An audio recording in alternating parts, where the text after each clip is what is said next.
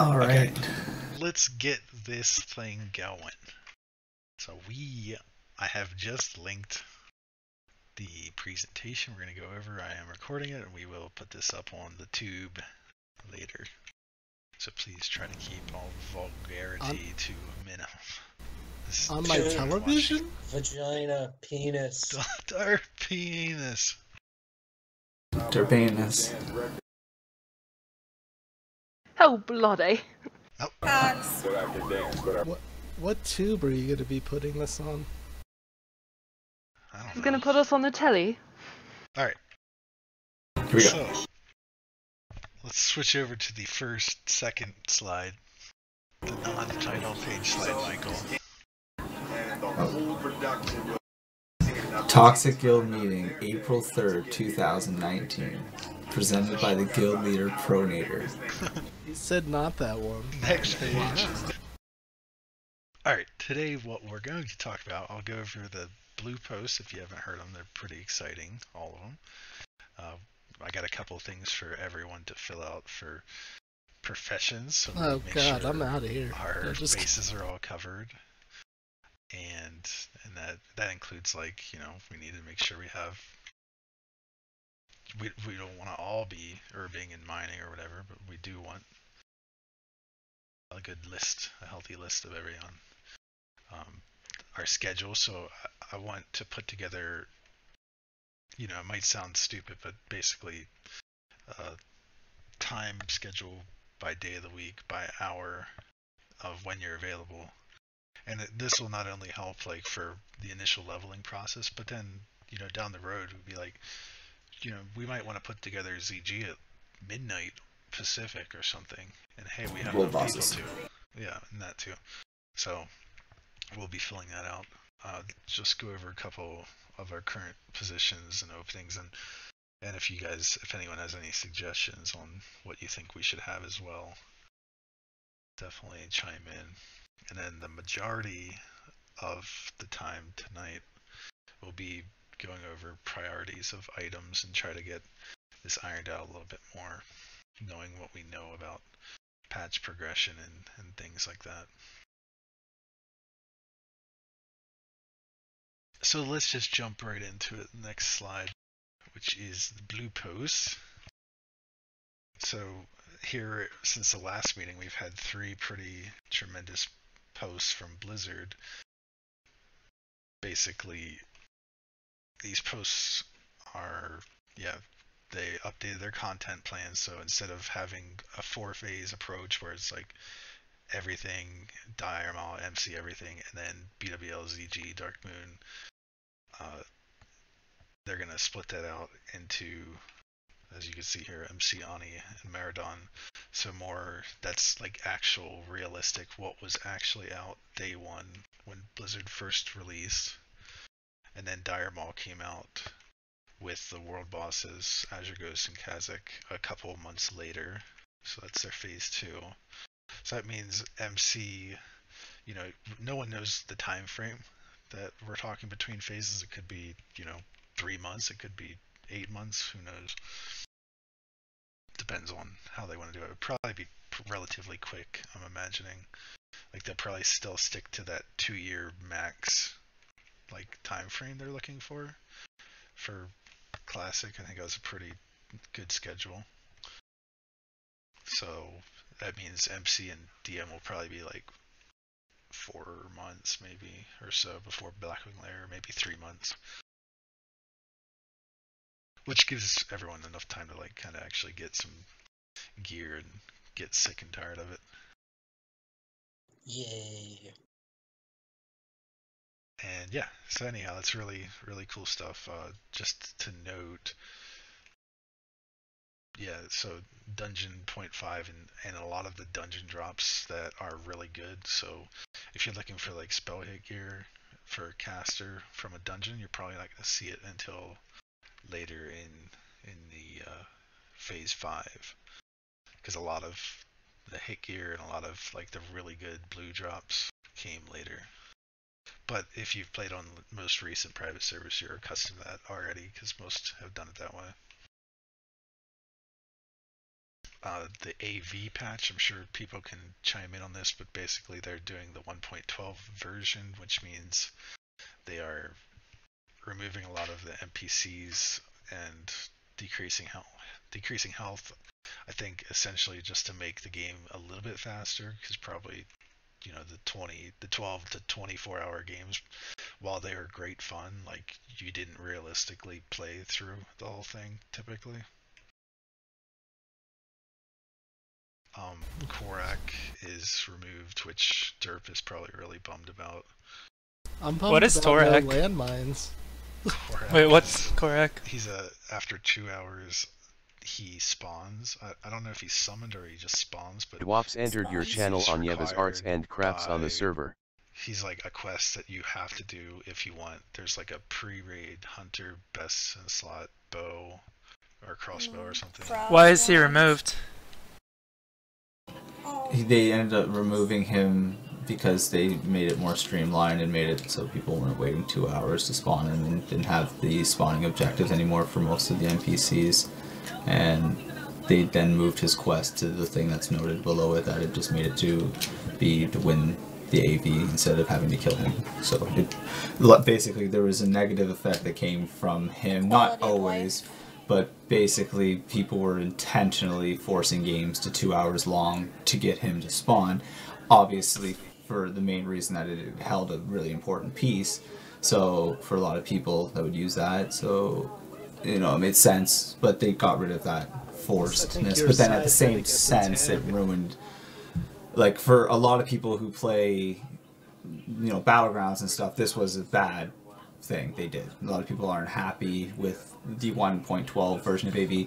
For someone like myself who used AV for primarily getting, my Don Julios and stuff, which meant I wanted to win, this is exactly what I want. This means there's no landmines, there's no Korak quest. It's essentially the Zerg to the end, fast kills, fast ends.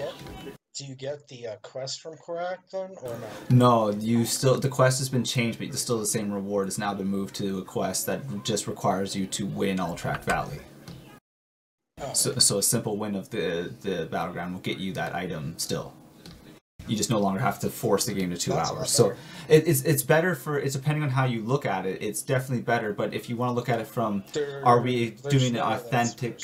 Well, are you looking at, do we want an authentic experience of classic WoW? And this version of AV was the last version and one of the, I guess, over the time of AV's lifespan, one of the least of its time. Like, there was more time spent in the other versions of the patches from its iteration to that point. So if you really wanted a true AV, the original AV, which actually was an epic battle of, lots of resource gathering, spawning, a lot of NPCs to come to aid you, and things that just help you basically, win the fight, but also made it more of an engaging battle.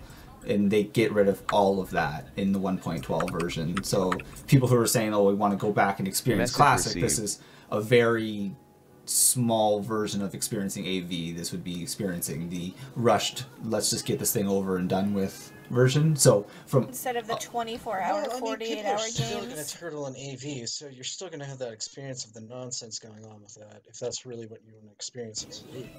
But that's not, I don't think that's what they wanted. People wanted to experience the original spawning of the creatures, fighting Korak, having, there's a lot more NPCs that have spawned, a lot more creatures that came in and fought with you. But it sucks. But it does suck. Yeah, if trust you look me, at they it, don't. Like, basically the way, because I did it. I remember being in that at the time, and I thought it was terrible. The very first time I did it, I thought it was cool. But then the second time I did it, I just was like, well, this never ends. And I literally was part of the servers that had, like, Warsong was notorious for having I will have a 24 to 48 hour AV. Like, you'll come in the next day and it's still going. Like, that is not fun. But to me, at the same time, I wasn't ranking back then. I didn't really get how it worked back when I was 14. I was just, dinking around for the most part. So I didn't really care if it ended, but I didn't think of that as being my source of fun. And now that I play it now, I don't think that's fun after the first time experiencing it. Like, I would love to have experienced it, just like I would have loved to experience 1.0 Talents and I would have loved to experience a lot of the problems that came with the original game. But at the same time, would I have liked to have kept that for an extended period of time? I don't know, because I don't remember what that was like.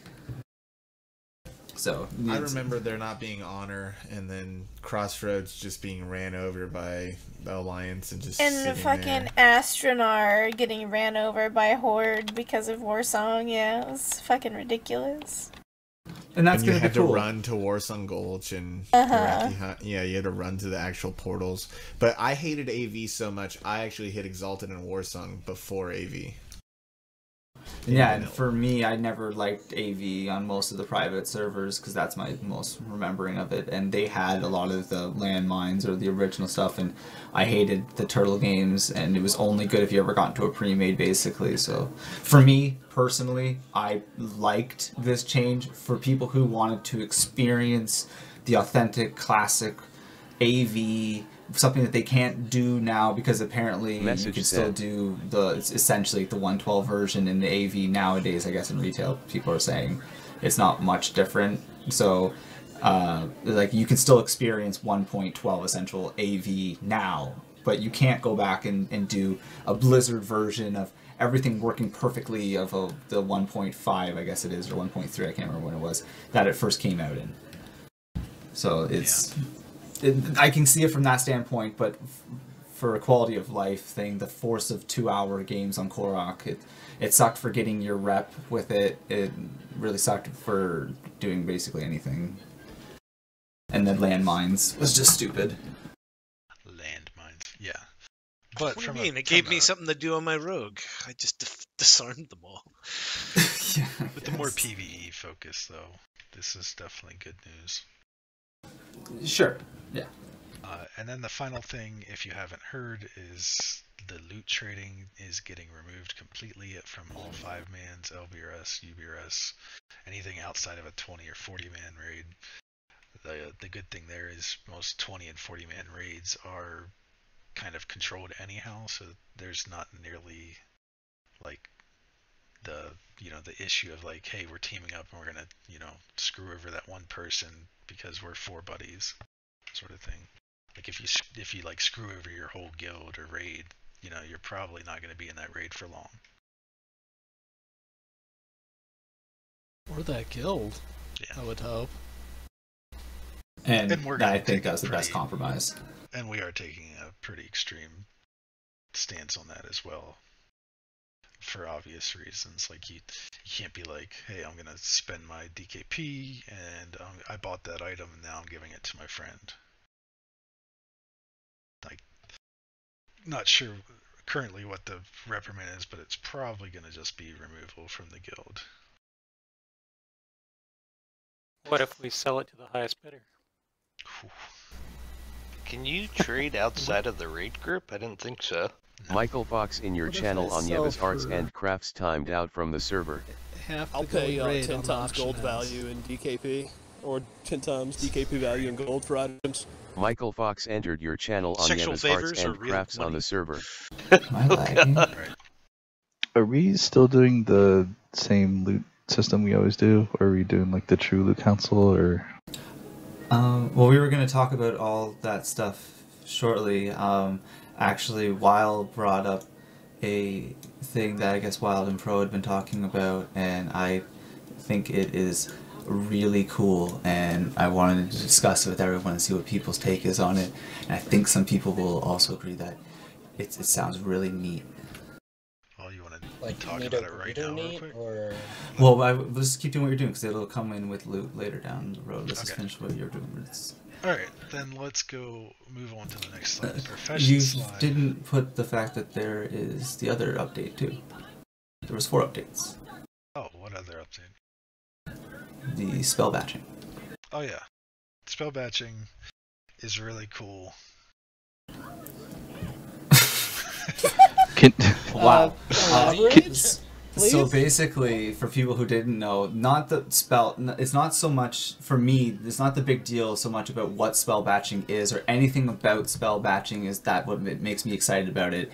It is the fact that they would change something that originally is basically a technical limitation that they're changing intentionally Message to sent. make Classic feel more like Classic by making the game work more like the way the game like runs on their side, and nothing to do with like the way it looks or anything, but the way the game runs on their side to make spells and other certain things work the way it did back in Classic. And the reason why I think that's the amazing thing is because if they'll change on that stance and they'll change something for what they say basically is a technical limitation, they may Just change like the their 16 stance debuff on the cap 16 instead of debuff slots, unlimited. exactly, and they might realize that, okay, maybe, yes, we get it that it was just a technical limitation, going 16 debuff slots is you know, totally feasible, but let's realize that it is, you know, a power changer or whatever they were calling it. Again, I can't remember what they coined their term or whatever, but basically that they could go back to the 8, even though it isn't just because of technical limitation, but it was something that makes it feel more like Classic, and also opens up to the fact that they might change a whole bunch of things, or they may have already changed a whole bunch of things and just not told us about it, things that make it true to Classic and feel so much like Classic. And the fact that they're doing things like that is so much bigger than changing when they're going to release a dungeon, because that's... Do you think they're looking at the community like forums specifically for that, or do you think they're actually going out of their way? I think they're mostly honest. Like, sadly, it really seems like they're just listening to the like S-fan tips out people. Like, I don't want to say like that's like it, but you can actually see S-fan's screenshot of his exact word for word phasing of the 6 phases that he posted like 3 weeks before they did it. And it is almost exactly word for word, except he had PvP put in there. Other than that, he literally had it like word for word what they have written here. Did they say they were getting rid of spell batching? Is it from no, what they're I'm reading, bringing it was in spell like, batching. The post was saying that they're going to change, because they said basically that it's more of a technical limitation that causes them to like group actions together. They have, since our ping is so good and the like fiber and everything is so good, they have like their server ticks every like 20 milliseconds essentially. So every 20 milliseconds, aka 50 times a second, there's a code that runs on the server to see, you know, if spells happened, and then it'll take that, process it, and then send it out to the client. So basically that's getting changed from 20 milliseconds to back to original vanilla, which is what, 300 or something like that. It says 400 milliseconds. Or, but anyhow, it's significant. It's like almost 10 times the maybe amount, it's right, of current retail. So it won't be as crisp feeling as retail, which you kind of want that. You want it to be as authentic feeling as possible. And I think this is probably one that they felt probably actually gives it that feeling, like where you can, the prime example is you can basically, Yeah, if that's a you're huge two thing, mages, you can PvP. sheep each other at the same time because you both, casted that spell within 200 milliseconds of each other or something. Yeah. It's a big ramification for PvP. Like, it mostly affects people who PvP. It adds a whole meta to PvPing, and it adds a whole bunch of variances to the game by being able to, like, blink, like, I think blink gouge or something like that, or I can't remember all the things I think people can do, but it's like charge and blink a charge, or things like that, or double sheeps, and just things that you can't do in retail now because of, like, what Pro said with them, just basically any spell that happens, you're not going to group up with a bunch of other spells within 20 milliseconds, but 400 milliseconds is like, it's almost like half a second. So it's like, there lots of things can happen in that amount of time. But then it also has a negative aspect of the game, which healers notice a lot, which a lot of time when healers say, I healed you but you died, they're not lying, they did heal you. It's just basically what happens is the damage and that heal was at a different time. So when they did their heal, they had to wait 400 milliseconds for that heal to actually register, whereas that damage may have happened anytime within that 400 milliseconds and it would just happen. Whereas your cast is still, though done previously to the damage, still hasn't been used up in the spell batch. It essentially hasn't been said to execute.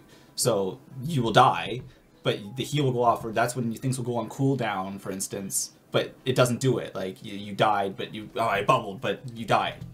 Well, yes, you did bubble, but the game saw you die first, even though you bubbled first, because it's just the way the spell batching works. So it adds negatives to the game, but it also adds classic to the game, adds the authenticity of the game, of how it really felt, and things that you could do that you can no longer do. It just opened up the fact if they're gonna go to that detail and change that, it opens up the whole thing to them really. There's no reason they can't make it feel exactly the way it did, other than 1.12 talents, which still kind of really ruins the beginning of the game. Like for threat specifically. Yeah. Okay. Moving on to the next slide, which is professions. There is something you need to fill out. This link. Message sent. Should only take you a minute to fill it out if everyone wants to do it real quick. I already did Bro. Nice. What's that? Carissa and I tried getting a head start on it, and we saw that tailoring is not on there. Now refresh. Oh. That's what I get for going ahead. I know, right? I blame Carissa. She told me to say it. So I didn't. He's lying. It's all your fault. Yeah. And I did add this column where like you want to start with it as your main and drop it. Like for me, for example, I know I want to have engineering mining, but I know I have to have herbing to start. So, when I get my alt up, who's going to be my herbalism, I'll drop herbing on my current main and then pick up engineering on my main. So that's do I need to build this up, Michael?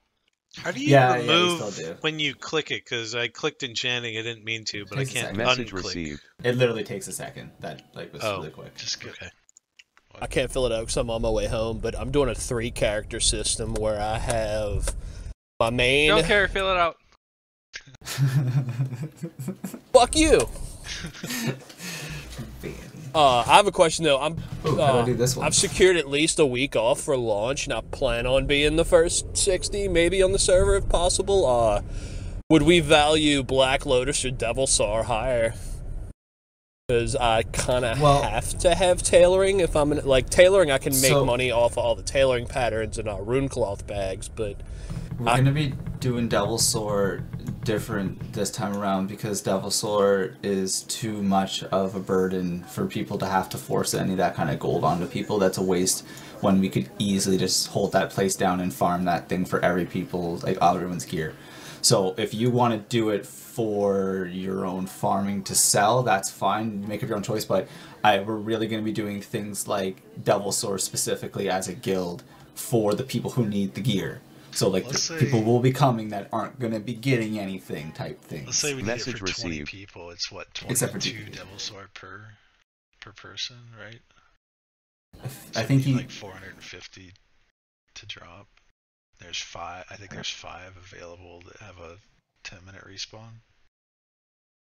I can't think it's going to be as brutal as private servers either. So it should be pretty. So it'd basically be like 12 hours if we did it straight and got every single Devil Sword to take care of the whole guild. Well, yeah, we're not going to be, like I said, we're going to be raiding or having scheduled guild nights of Wednesday, Thursday, Monday, and I can guarantee we're not going to be raiding all those nights. So a lot of those nights are going to be dedicated to farming things like that, but also at the same time just getting everyone I would ready. recommend maybe pushing a bit more to have everyone's main character be an engineer, because I plan on having an alt to do my herbalism, and I plan on having an alt alchemist too for a personal alchemist. I do agree that every person really should have engineering near, by the time we enter into AQ. I would really even argue when we're in Blackwing Lair, but when we get into AQ, it helps us so much on certain bosses, certain trash, and it just helps us progress when it comes into Nax as well with a lot of the Spider Wing and a lot of the bigger packs. Having the engineering bombs and stuff is just, it's too strong. The zapper charges are too strong. Having a personal alchemist and herbalist really helps too, not only with making gold, but keeping yourself stocked. Yeah, but early on, I think if you don't have access to someone that can herb, it's kind of, it sucks pretty bad. Now, that's assuming prices are typical of what we've seen in the past. It's all gonna be based off population, I guess. But yeah, but like, if we're doing Devil Star as a group, I'll probably go tailoring herbalism, and then when I make my first alt, that alt will get herbalism while I switch to engineering tailoring on my main and keep that. Yeah, I also want to do Herbin as a group as well, hold down areas for Black Lotus or keep people protected. We did that on K2 when we were playing a lot, actually.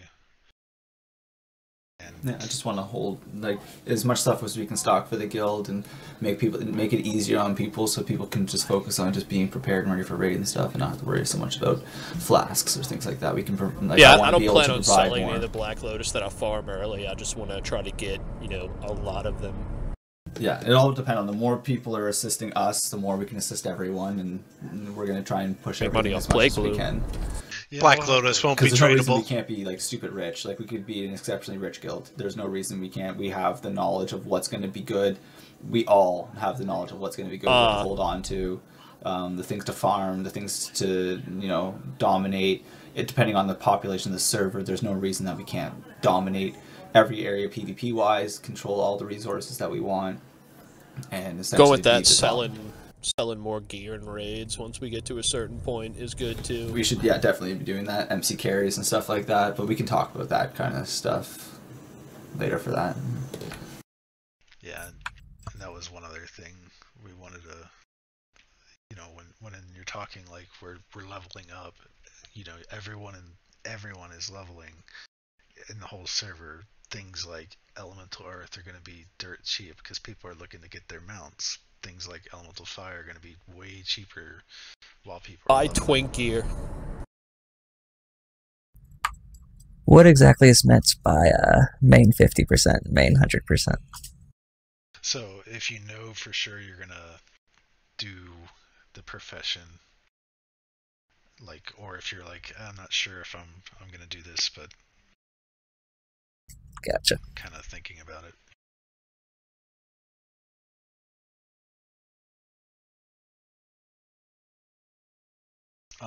Weeble asked if Ace of Beasts will be done the same way as Devil's Soar, and I think that would be a very wise thing to do since the trinket, when Darkmoon comes out, which is Blackwing Lair patch, that would be, for the most part, it's like your best in slot healing trinket with the rejuvenating gem.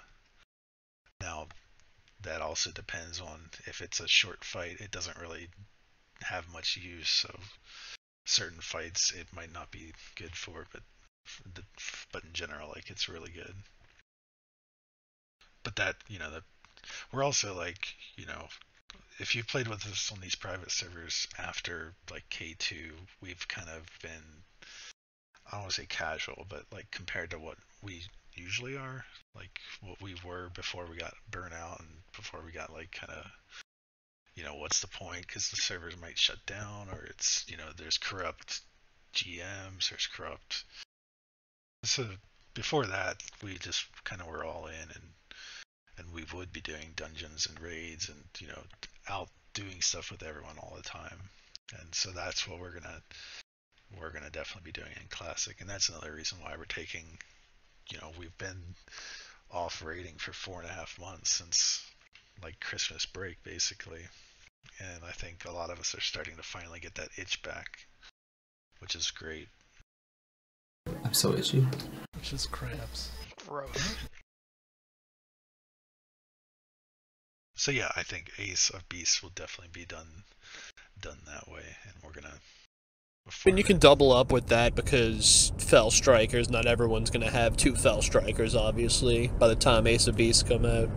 As well as getting more Flask of the Titans, and if you want to do the Dungeon 2 chain, which I highly recommend, getting your chest piece. So you don't need the chest piece to do the chain. Well, the Dungeon 2 chain would be the patch 5, which would be. Well, yeah, but you can get your chest as soon as Ubers is out and not have to worry about it. Have everything prepared at a time. Are we gonna have set people for Ubers keys? I wouldn't say we're gonna have set people, but if there are people that say, "Hey, I want to put in the effort to do it," we're gonna help them. I'm getting for sure. But also people that are always willing to help. People always that are on. It's gonna well, I'm hoping that we have a big fluctuation in the on time of people, including myself, I'm sure. Like, there's like, oh, look at the guy who talks, who raid log the entire time on K3.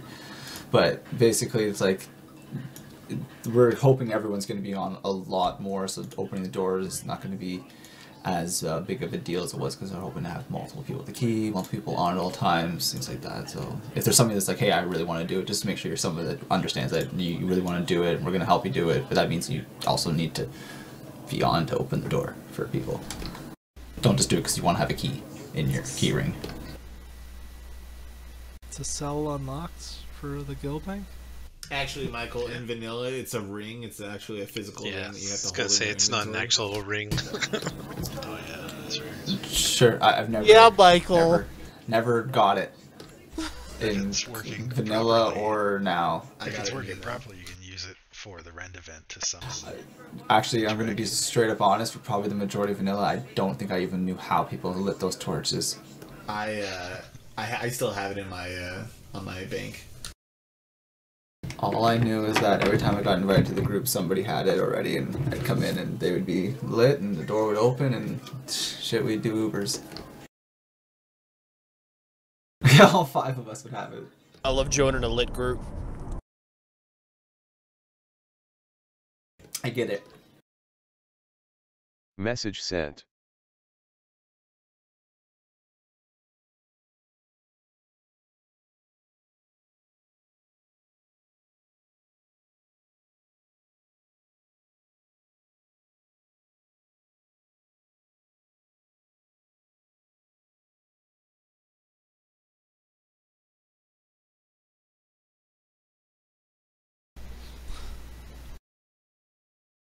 Will you be my Our schedules look really good together, but I don't like you. Apparently, Resto Druid Warlock and Resto Druid Paladin are like the top 2 tier leveling combos, aside from Mage. Mage.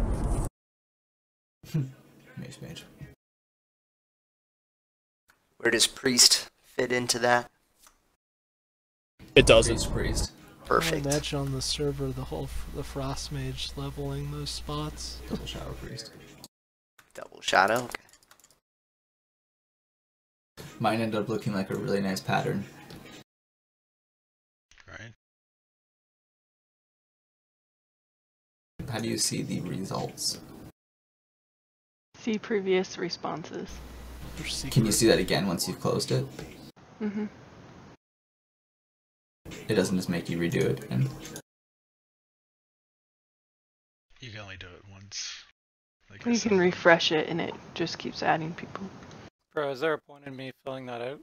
Just because of the rotation that I'm on? I mean, if you want to, sure. It won't make sense because it'll like, fill it I'm out 4 for when days you on, 4 can days play. off. Fill it out for won't when matter. you do play. Well, he it'll be has like different every week. like a 2 on 4 off. Message or 4 on, received. 2, like so he's gonna be different every single week, pretty much. And for that, like if that's your case, like just fill it out however you want, or just don't, or tell me.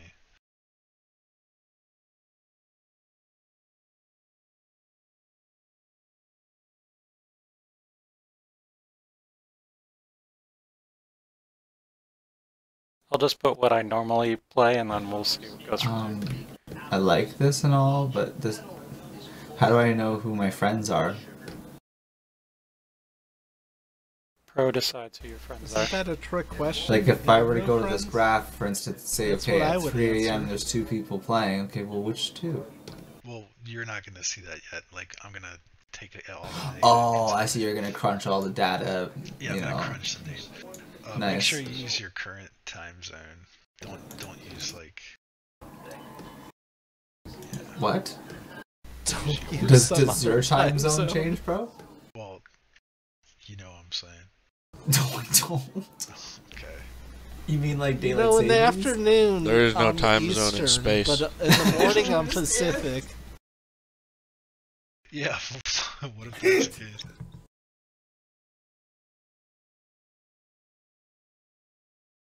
Alright, did anyone get super confused by this like I am, even though I made it? Yeah, what if I move in between now and Classic to another time zone? Do I still use my current time zone, like you said? No, you just drive safely first. Yeah, just No, you go back to your original I'm not time moving, zone though. to play. I asked Ira, she Whichever also one doesn't you understand how answered. it works. She does. No, it's just so. It's so we don't have people filling it all out in Pacific and then like 7 fill it out in a different time zone or something. You know what I'm saying? Pro, do you have a? I know it's off topic. Do you have a link to the characters people want to play? That one? Yeah. If you could post that, would be great.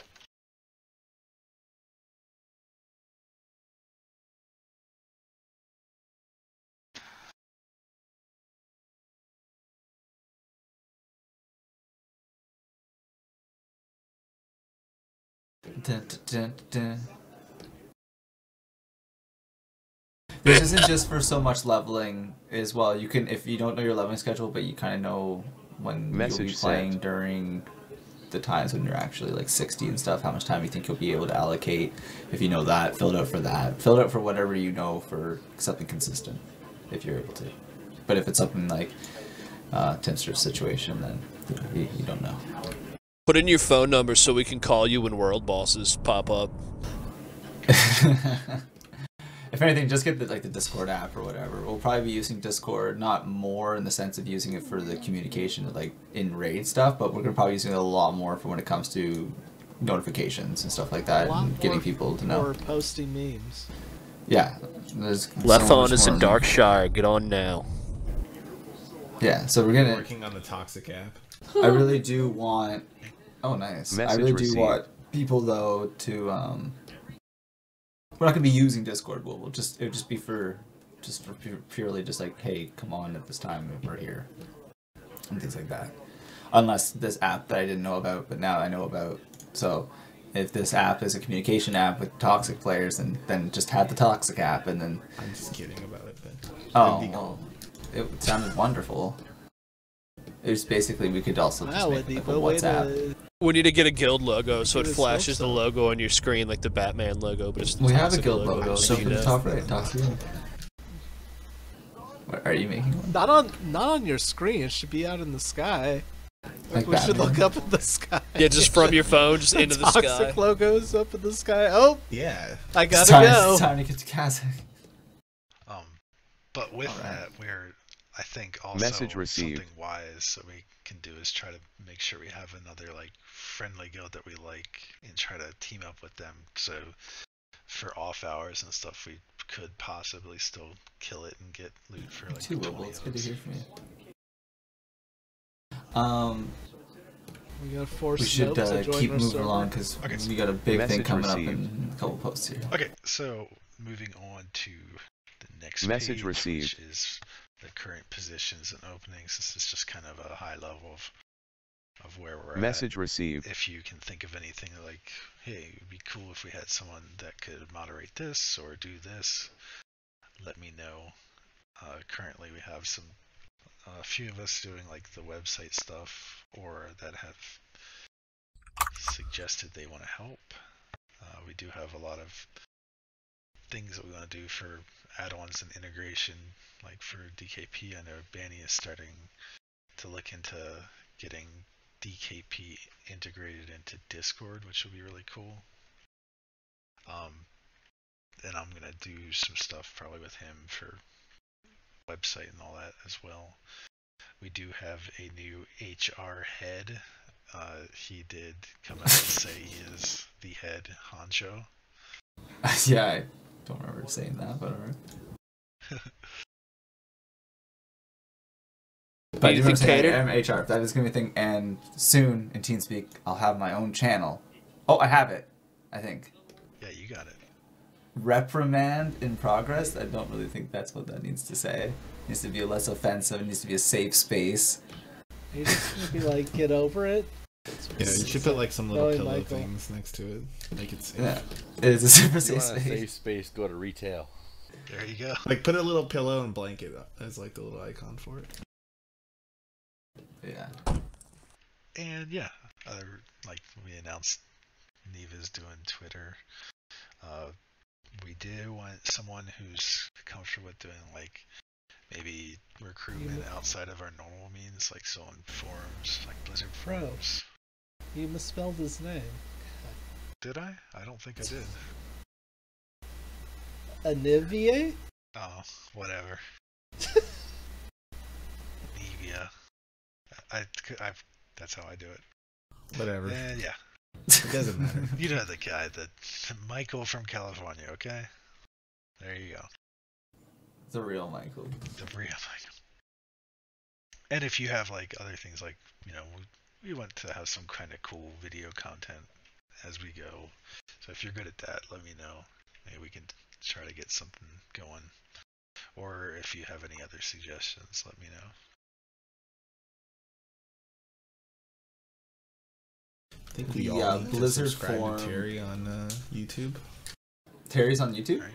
Yeah, he is. Hell yeah, I'll subscribe to that. The recruitment for Blizzard forums, Reddit and stuff, that's a big one. If somebody does want to do that and are thinking about it like right now that they're interested in something like that, please talk to us like tonight and we can talk to you about things for that, because that's a big one right now. If we can kind of get our name out there a little bit. I know Pro already has a really nice post like template that he used on other ones. We could probably use that if we really wanted to. But I don't know how the Blizzard forums work where it comes to posting all that. Forums up already for Classic or anything? They've had forums up for almost a year. I don't know if they've had like recruit. I think Yeah, they've had they don't have a recruitment. They've already had other people already posting apps. And people aren't like bashing it and saying anything like, "Oh, why you have so?" Like, there's people already posting up their thing, their applications and stuff. I think people are using MMO Champ or Wowhead as well. Right. And those might be, you know, I don't know which ones are gonna really focus on Classic. Assuming probably most. Well, Wowhead's got its own area as well. Yeah, I did see Wowhead has its own like database of all the old school. Val Manway entered your channel on Yeva's Arts and Crafts on the server. Yeah, there's lots of like, because it's like a Blizzard title again. It's going to be taken seriously in the sense from all of the major gaming disconnected from your channel on things, Yeva's Arts and Crafts from the server. You know, however it pans out. Yeah, for sure. Which is exciting. Like to actually get, like back in vanilla, for instance, we didn't have like elitist jerks or these people that like min-maxed exactly how every spell was broken down and what the best rank to use, you know, like on Chromag or things like that. So it'd be kind of interesting to see what people come up with. I'm down to wrangle out. Okay. You're down to what? Recruitment. Oh, cool. That's awesome.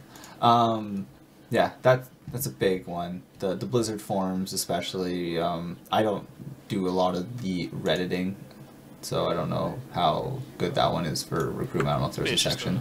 Just a forum. If I don't know if they already have one opened up there. For recruitment, probably. I haven't really looked for one. I really just use it for news for the most part.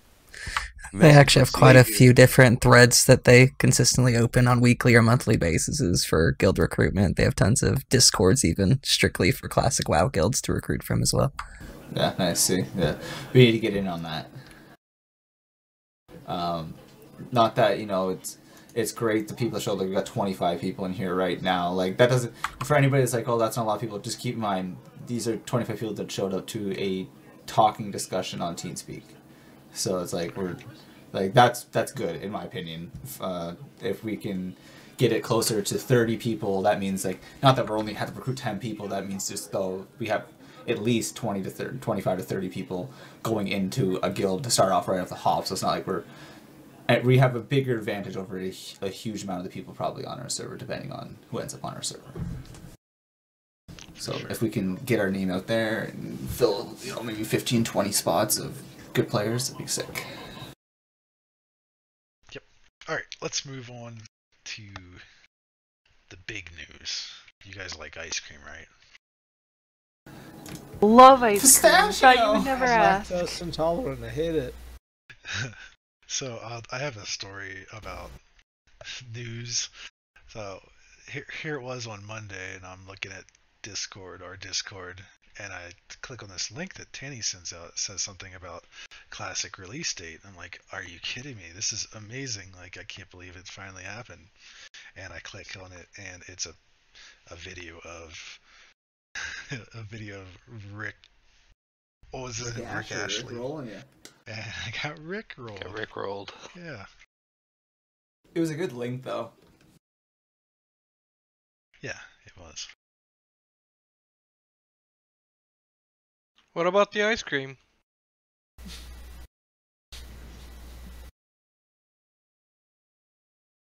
Message sent. Okay, so here's where we're gonna spend the rest of our evening. This is the meat and potatoes. There's some people that I was hoping were going to be here, but for family issues, and some other people, I don't know why they're not here, but one for sure, family issues. So obviously this discussion is probably going to be brought up again, but this is also when I wanted to talk about the Pro Wild and idea. I'm giving them the credit because it's a really smart idea, and I think you guys will like it. I don't know. Aren't they already a thing? Go for a while. Sure. So we were considering doing DKP slightly different, but it's pretty much the same way of earning. So for every boss you do with us, you get DKP, you get extra DKP at the end for having been there through the entire raid. But per boss is when you get the DKP. So what I suggested today to Pro and Michael, and they thought it was a pretty good idea, is per boss, instead of just getting like 3 DKP per boss or 1 DKP per boss in MC, doing it with 1 DKP per boss for gear, 1 DKP per boss for weapons. And the way that works, it would make it just slightly more complicated for Pro to keep track of, but it would also even things out for everyone a little bit clearer, a little bit easier. It would take out some of the hoarding issues, some of the like strong arming issues. You would earn DKP that you could spend just on any weapon, and then you would earn DKP that would be for any gear, and that way the hope is that it would take out some of the drama and just make it like the distribution of wealth a little bit like even, a little bit evener. Poked by Michael Fox. Do we have an example? We would we would still have like the prio, a few pieces that are prio. We were talking about you know, like you have to actually be a raider for like prios to raider over members. We were talking about, did you want to talk about like the gear thing that you mentioned, Michael? Well, basically, so the best way for what she was trying to explain is basically just like, it just makes it so for people that have, well, rogues, for instance, or warriors, they have to get like a CTS or something like that, or Maladeath, or any sort of item that somebody has to hold back, or a special trinket for a TOAP, but anything like that. This just is basically a way of making it so that you can separate bigger items, and it opens up more loop, it adds up more options, and makes it so people don't pass on items that they could get just because they know they have to get, like they want to save that 150 DKP they have, because that's all they have, so that they can get their TOAP, for instance. But if it was TOAP was in with just with loot, but your weapons was set aside, then you could get that 150 DKP and save it up for that TOAP or whatever. But then you weren't like, oh crap, well now if a weapon drops, now I can't get that upgrade because I want TOAP. But now this gives you the option that you could get that item and then get that TOAP, or say you have used your DKP and you want to use it to get like a shittier weapon, you can still get that. So you dumped all your DKP and this one item. It basically just separated the big items from each other, which made it a lot more, I don't know, not so much fair, but just made it so the loot was easier distributed. It's just like trinkets, accessories fall into the armor category, yes, and then weapons are completely separated. And it benefits both people. It just makes it so that you have more options when it comes to how you spend your DKP and not forcing everyone to be like, okay, well, I need this big upgrade, but shit, I could really use these upgrades too, and it just adds more variance to the options. It doesn't really change it. It's not just one DKP for the bosses. So like the DKP. That was just an example of how much it would be. Like, because in MC it's pretty cheap, but once you get into like BWL, per boss is more. And yeah, it was just mostly just a way of making it so people didn't hoard their DKP when they could be upgrading themselves. But the other thing that comes with this is that we also have the loot trading. And now loot trading, I originally was looking at as a very negative thing. I now look at it as a very positive thing, in the sense like in raid aspect, it's a positive thing. In the 5-mans, it was terrible, and I'm glad they made the change in that sense. But in a raid, for us, it's great. And it's great for if we go with the route of a class leader. If we go a route of anything where people want to determine loot, we can easily give that loot to a class leader, or give the loot to an officer, or give the loot to someone to hold on to while they discuss it and doesn't hold up raid. They can figure out who gets the piece, or if, say, for instance, Dwops gets something, and then later on in the night something drops, and somebody else could really use that piece. On the server. Or like, say, Dwops could really use that piece, but somebody else could use the piece he got previously. They can work something out, and that he can now get that piece, they can get that piece. Or if this 2-piece will drop for somebody else, and now they can get their 2-piece, but we didn't know it was going to drop earlier, but it's still not great. Yeah, as long as you're not like purposely trying to abuse. Yeah, there'd be no abuse. It would be something that would be worked out, because that was the thing I also wanted to talk about with loot, other than just that, was basically if people were open to the idea of having class leaders and actually making so loot that was specifically for your class was actually worked out amongst you guys selves and your class leaders, so it's none of this bidding up things like that, and you guys work out your loots, and then that way we can just be like, okay, this piece drops, and then what we're about to do right now by going through all the loot and figuring out which class it's best for first, and then we could basically be like, your class leader, here you go, here's the loot, and now you guys in your class work it out so that you know who best to get it, and everyone had to say, like, amongst all the rogues, for instance, got to decide, like, Lifsha gets this item, for instance, or something like that. And we all think that's the good idea amongst the rogues, and then we don't have to waste time in the raid to do anything, and it's just kind of streamlined, but not streamlined in the sense that it's being rushed. And it also makes things a little bit fairer, because a lot of times, for rogues, as an example, tier 1, it's awesome for you to have at least a 5-piece, 8-piece is awesome, but you're also having to bid each other up, and then you have to decide between each other, and it takes a while, and then all of a sudden you don't have, the DKP to try and go for weapons as well, which you're reliant on, just like a warrior. And it kind of evens things out, since warriors can kind of just hoard up their DKP because there's not a lot of great things in MC for them. So, if you guys have a class leader like that and you're keeping your DKP a little bit lower, then with gear and ring drops and trinket drops, you actually can bid and have a chance against warriors, and warriors, you see, it kind of evens it out where you both have a chance. And at the exact same time, if we were to separate the loot, or separate the DKP into having the gear DKP mixed in with your weapon DKP, then you don't have that collusion of basically, so for instance, it was raised up before that rogues were able to hoard more DKP because most of the sets that they're going to wear would be a tier. This was, I don't know if this is accurate, but this was brought up, that they got to wear a lot of tier, so they could get that for minimum because they're only fighting against other rogues, and if they work it out properly, they can get it all for minimum. That leaves all of their DKP remaining for weapons.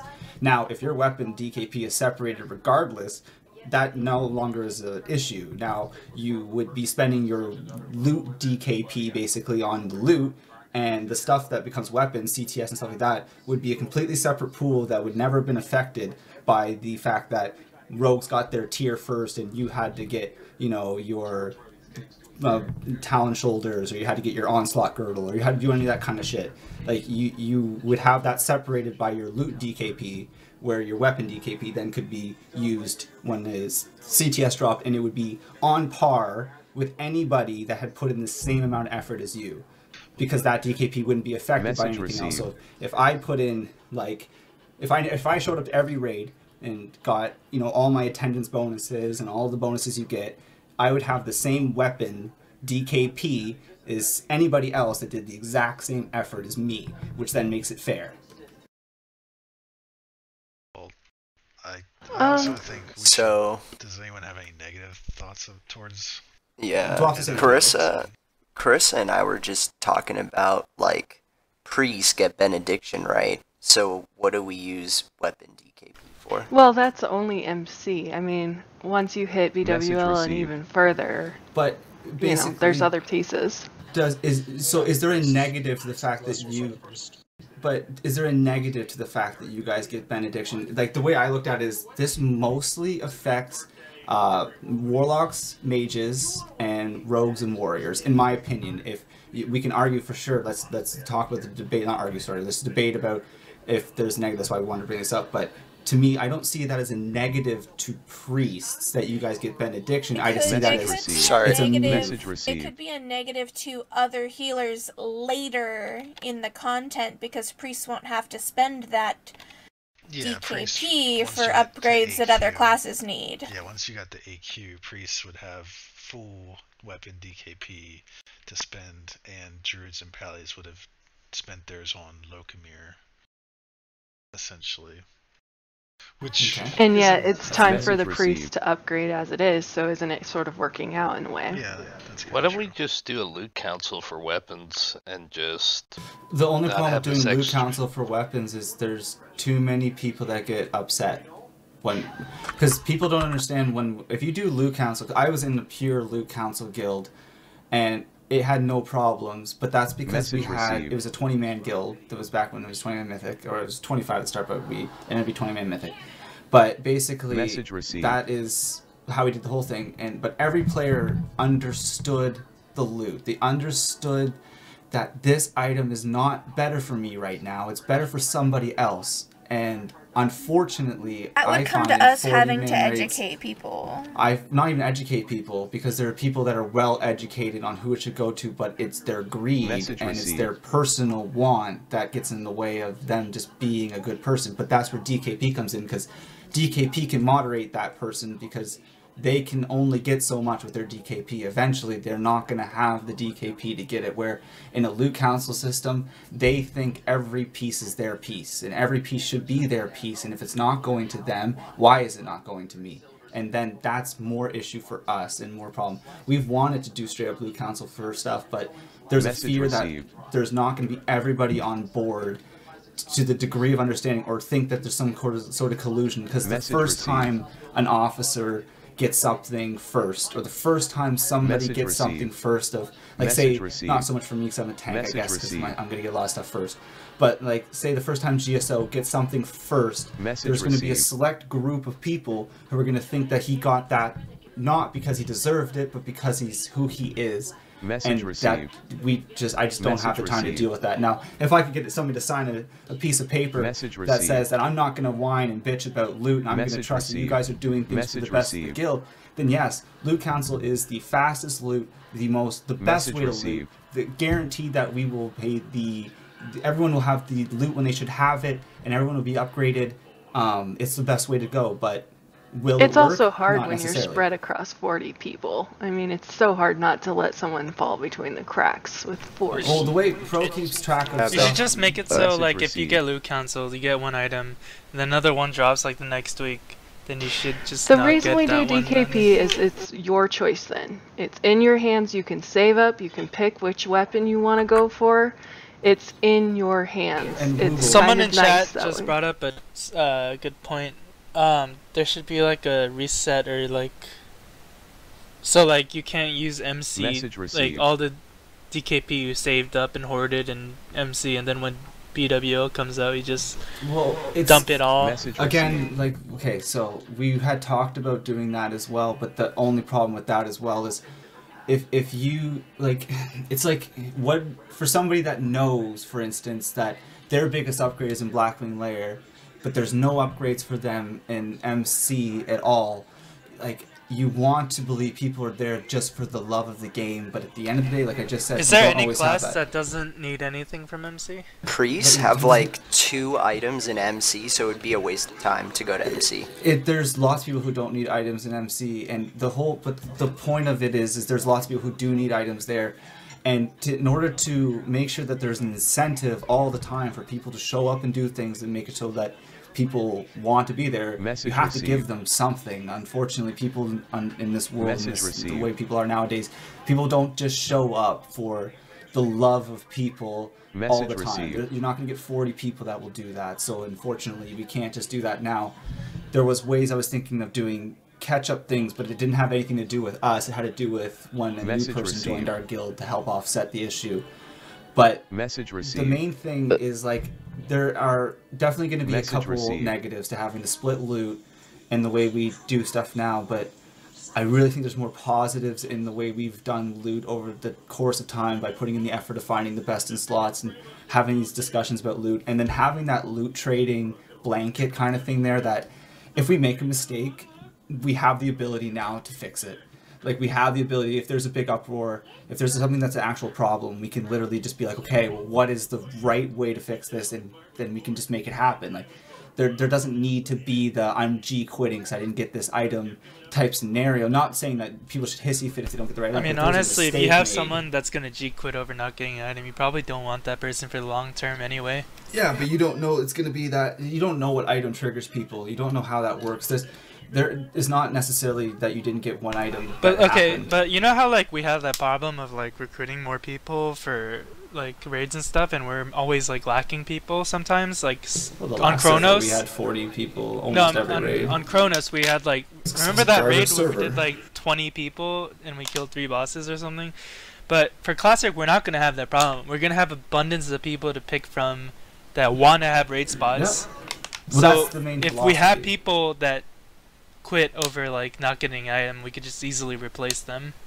No, and that is basically going to be how it goes, but you also can't, you don't want to have a guild system that's going to also make people not be happy. Like, you want to think of all the variables. That's just one negative of somebody getting upset about loot. There's other problems that come with just a pure loot council, and it is, like Wild said, there is a chance, even with the amount of stuff we record and put down, there's a chance of somebody not getting exactly fairly treated, not in the sense intentionally, but they might just not, their name might not come up enough or something.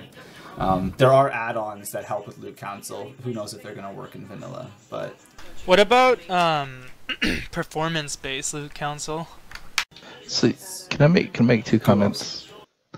Okay, so first concern is, how do you differentiate, basically off what Loopy just said, is how do you differentiate between someone who they make the same amount of raids, they kill the same bosses, so they have the exact same DKP, but one person is always on, he's always helping people raid, he's always donating to guild, he's always putting in work, and he's always basically busting his ass for the guild, versus the guy who buys gold and then consumes off the auction house and just raid logs. Like, there's no real differentiation with this kind of system where it's like, oh well. Well, there's no real differentiation in any system that has that in place. Like, well, with loot council it would, because you can see he's putting in more work.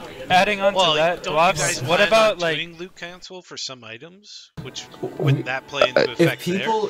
If people are... We're not doing loot council. We've already talked about that before. No. Well, that's I don't want to say we're not we... doing loot council. That's not just got the one stance question. we're taking. Hold on. The problem with loot council is everyone agreeing to it. If everyone that we... Like, if we put up a poll right now and said, are you okay with loot council? I will guarantee you, there's 4 or 5 people that have been talking right now. There are almost 30 people in this channel. There are a lot of silent people who are not voicing their opinions in here, and I'm reading the bottom chats. Like, there's not a lot of people voicing. I can guarantee it in this channel right now. There is not every person going to agree that they want loot council. Loot council only works if everyone wants it. Because if they don't want it, they don't agree with it, and there's always animosity. And it doesn't help our guild. We've gotten very far without loot being a big issue, as long as we take the time right now to go through the best in slots, and if people will agree with me and implement class leaders. If we have class leaders that actually can talk to the class and the class respects the class leader and actually talks with the class leader and works through things and figures out the loot perfectly, then we can easily use loot trading as a form of loot council and allow you guys as a class to figure out, because the best in slot list will say it's going to go to a warrior, so warriors, figure out who gets it, and then we will put a DKP value towards that item, and you get the item, and we can just move on. It can all be done seamlessly behind the scenes. We don't even need to know what's happening, if people want it. Going off what Dwap said, didn't we back on NOS, Pro awarded DKP to people who were donating? Like, I would donate Black Lotus. We got quiet again, and Pro is gonna do that again. Crystals. I got one question about that though. Background noise is really loud. Donating, like, it's understandable, but like getting DKP outside of raids, for people that don't have like a lot of free time outside of raiding, etc., that might be a little bit like make them feel uncomfortable, or just like. Well, people who work less at their job get paid less money, so... That's not the point. Working towards a goal, if you put in more effort, you should get paid more. If you don't have the time to put in as much effort, that's not everyone else's fault. Yeah, that's basically vanilla WoW's philosophy in general. Also, so you're saying if someone just like no-lifes the game? No, like, there's always a limit to it. There's always a cap to it. Just like there was a player in our guild in original NOS named Nisk, and literally farmed close to 20,000 gold worth of materials, I would say, the stuff that he just gave to us. And he got the same maxed out donation DKP that somebody that would have donated 100 gold would have gotten. So it basically, it promotes people to do the helping the guild. But this is my, so I want to get back to my original philosophy. If, honestly, right now, people, like, I want you to get this in your mind. If you think this guild is going to be okay with you coming to raid and then raid logging, or, like, you can raid, like, for me, for instance, I finish raid at 1 a.m. I am not going to be on after raid most times, but I will be on as soon as I'm home from work, but I'll also be on. If you look at the list I just gave Pro for my hours, you'll see the amount of hours I'll be putting into the game.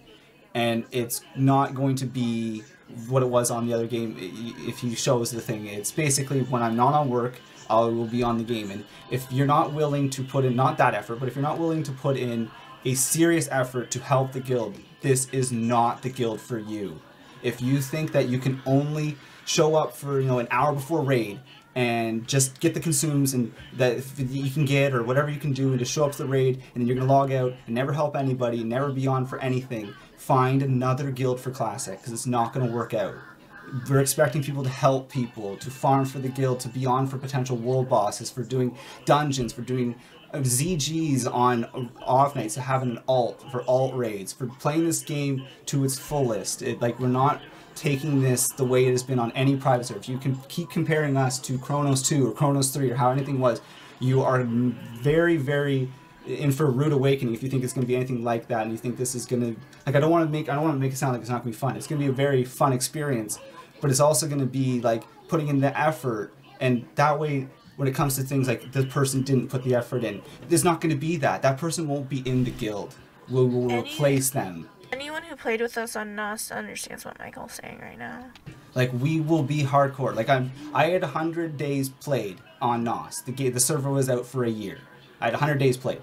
I'm not expecting people to have that level, but I want to get it into their head that we are taking this seriously. This is why we have a monthly meeting, why we're doing these loot things, why we're talking about stuff, why we want to evolve and to try and make the best loot system that we can have to streamline things as best we can. But everyone has to be on board and has to understand that we don't want somebody that can be, I can put 15 hours in for you the week. That's not going to be enough. On a side note, as Yuri did bring up, we do give performance-based DKP bonus per raid, and this is something we started implementing on the last server, so if you haven't been with us in a while, basically if you are fully consumed and actually perform where we think you should be, and that is a little gray area, that I think we need to iron out a little bit better, then you're eligible for the performance, which is like, and then there's another boost, like if you're there for the beginning and the end of the night. We were doing a boost as well, and yeah, something like that. But also we could talk about like actual like top performers maybe getting a small bonus, assuming they're not like cheese dicking or abusing to try to be the best. But there's a lot of issues that come in with that. It's like how do you judge, like for instance, a great example is like, how do you judge if a mage is doing well on Shaz, a fight he should be dispelling? Like he can still do some DPS, right? But how do you judge, if he did a good job or not? Or same thing with like a priest, like, hey, this priest is terrible healing, but he dispelled 800 times, in the night. He obviously did great, but so that's something that we want to talk about, or we want to try to iron out as well. I think it's fair to have whatever loot, I guess loot system you guys want, as long as you guys, like Michael said, if it's taken seriously, and if everybody has to earn their raider stance and keep their raider rank, and continue to keep their raider rank, then I think it's fair. But I think it shouldn't be given to anyone. Like before, in the past servers, we've been casual, and it's been like, oh, you were a raider on the previous server, so you're sure you're a raider now. Like I think that everyone should have to earn it. 100% agree. Well, typically in the previous servers, what I would do is I would make a senior raider rank, and I would put people at that, and then I would demote people from that whenever they actually got raider. But we should call it something different. Yeah, it was more just because it turned off a lot of the recruits because they didn't know what that meant. Right. And they're like, well, I see like 55 senior raiders. Does that mean there's no raid spots? And people left because of that. But even still, once you get raider, I think that you should have to do things to keep it too. Well, like you can't just be like, I'm raider now, and then like be a piece of shit after that, and then like. And that's why we wanted to take things, like, we don't want to burn people out. Like, when you see what we're going to be doing, it's not going to be a burnout sesh. It's not going to be like, okay, we're farming this and we're farming this. We need to power through 15 Ubers tonight. Things like, it's just, we're going to be utilizing our time and things like that. But we're going to be doing a lot more things that aren't selfish things. Like, we're not just going to be like, for me, I'm not going to be like, I need to go and do, I need Uber, so I'm going to make a group for Ubers. That's not how it's going to be. It's like, we're going to be like, we need to do things that are going to help all of us all the time, and people need to be part of that, and the people who aren't part of that are going to be noted, and the people who aren't part of that consistently aren't going to be in our guild. And obviously, like, we're trying to, like, with that specifically, we want to get the best bang for our buck, so we're really looking for hey, we need Ubers, for instance. Like, let's get 5 people that we know need the gear from it, and 5 that don't, or something like that. Like, where we still have people that want to help, but also you're not like, not out there for one person only per dungeon. Like, we want to try to min-max, like, getting the most gear and the most upgrades to the most people with the shortest amount of dungeons and time. Okay, so yeah, and when I say keep, I should probably okay. So when I say keep the raider, say for example I'm a raider, right? And then like I did a bunch of shit to help it get the raider. I don't mean like I have to continue just like killing myself to help the raid. I just mean like I don't mentally check out. Is what I mean. Like I don't like, because the difference between people who like disappear. Yeah, like you should care. Like if you don't care. Like, not everyone's going to be top-notch DPS, but, like, I think that if you care versus someone who doesn't care should still be taken into account. And there's a difference. We are going to also, like, so basically, the way I was looking at it is a lot of the people, especially the people in this channel right now, are all really good players. And it is unfair to a lot of the really good players to not basically force other people not to play to the same level, but to make sure they're not, holding back, holding back a spot that could be for somebody else that would put in the same effort, I guess. Like we don't need every single person, pound for pound doing the exact same numbers. I don't want every rogue doing exactly 1,000 DPS perfectly each across the board, but I do expect to be competitive. I don't want to see 3 rogues pulling 800 DPS on a fight and then 1 rogue pulling 400. What do you think like a solid percent to be within your 80%? Class? So Swaps does 1,000 DPS. Gear respectively. You'll look at gear respectively. Gear matters and party composition matters. Sure it does, but I also the reason we're doing a few of these things now is so that we do have proper raid comp, and we will be setting up to provide the melee. We're not going to have 9 rogues, for instance. We're not going to have we're not going to have 5 melee groups set up. We're going to have proper numbers of classes and make sure each class is represented properly. And that is another reason why we're really stressing for people to take a lot of this stuff seriously and look at the classes that people are being and think about options you can do, because you might not find yourself in a raid spot if you aren't a top performing person, or not top performing, but like if you're the bottom totem of that respective class and there's 7 of you and we want 6, well, it should be no surprise, and it shouldn't be any surprise to anybody who is not going to be in. It's not going to be, oh, well, you try really hard, we really like you, you get that spot over a person that performs better than you. It's not going to be that way anymore. It's going to be, these are the top performing people of their respective class. They will receive the benefit of being in. And then if it happens to be that we need to drop it down to 5 or something like that, I'm just saying for a number, most likely that won't happen with the 40-man raid, but if you have to drop down to 5, then it would be the top 5 people. And that is how it's going to go, and that is why people need to be hopefully understanding that your spot might not be guaranteed, and the fact that we have Classic, it's not 10,000 players on one server, and they haven't told us that we can do server transfers yet, but more likely they'll probably allow that. That was in original Classic, and if they allow server transferring, that opens up the recruitment game to basically every player that plays Classic, that you could entice them to come to your guild. That's also one of the big reasons we want to push to get an alt run going as soon as possible, because if we do have a roster of, let's say, 7 rogues, and I can guarantee you there's going to be server transfers. Yeah, I think so. In Classic. Yeah, I don't see why not. Here, bro. Very end of Classic, yeah. Yeah, but I also think they're not adding microtransaction, they're not adding a cash shop, so if they want to make money off of Classic outside of the subscription, this is their most true to authentic Classic that they could do. It would be to have name change and server transfers. God, if there's name changes, that would actually be awful. But that's something they could offer. Now, people would say change your Battle.net tag. But yeah, exactly. Your Battle.net tag would still be the same. Sure. Sorry, Pro. Go ahead. What you were saying?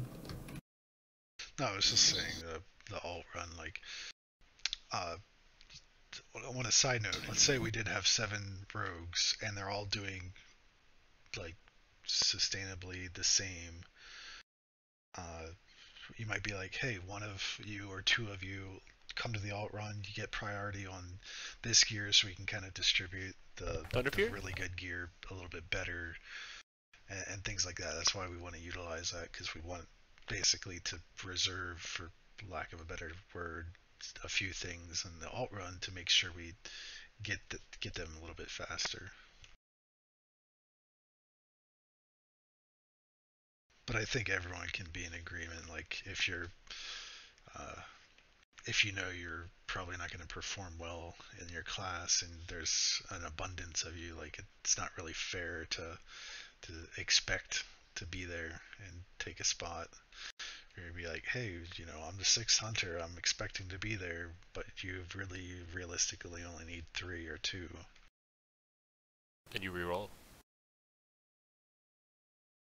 Or come to the alt raid. But that's also why we're trying to like hash out the mains and alts and all that stuff as soon as, like, right now. Kinetics, the reason we use Discord, or we don't use Discord, is just we find that once we get into 40 odd people, we've had connection issues and just communication issues and lag issues just with that. And also, we're old school. We're playing classic WoW, so you gotta rock that TeamSpeak. We should be going back to like Ventrilla or something like that, or even we should be like MRC or something, or MSN chat. But what, on a side note, what we could also do, Firefox. We currently, like, officers have a separate binding where we can talk and no one else can hear, and you can see the little pictures in TeamSpeak. Those basically are groups, so we can set up like you can talk to your other people in your classes specifically, so no one, like, let's say, hey, I want to talk to my rogues. Well, I don't want to talk to everyone else who is not a rogue, who's like, well, why do I want to hear that? Like, you're wasting my time. So we could set up like something like that, and that's a function that is not available in other applications. Okay. I know it's been almost an hour and a half. Are people keen if we open up the spreadsheet and do a little bit of the chat about loot, because that was the main thing that we were going to do for tonight, and we did get in some really good discussions, so if people are keen, I would like to keep going. I had a quick question. I really like the new system where it's like kind of divided between weapons and gear. I think that's great, and I like Big Boy's point. We can look and try and maybe work out a system, but I really just don't. I don't see it as a huge negative, but I do understand it. But then what Wild said, it's like we don't really need anything, and then the weapons can go to the other classes in BWL, but then in AQ40 it's going to be like, oh, priests are going to have the most.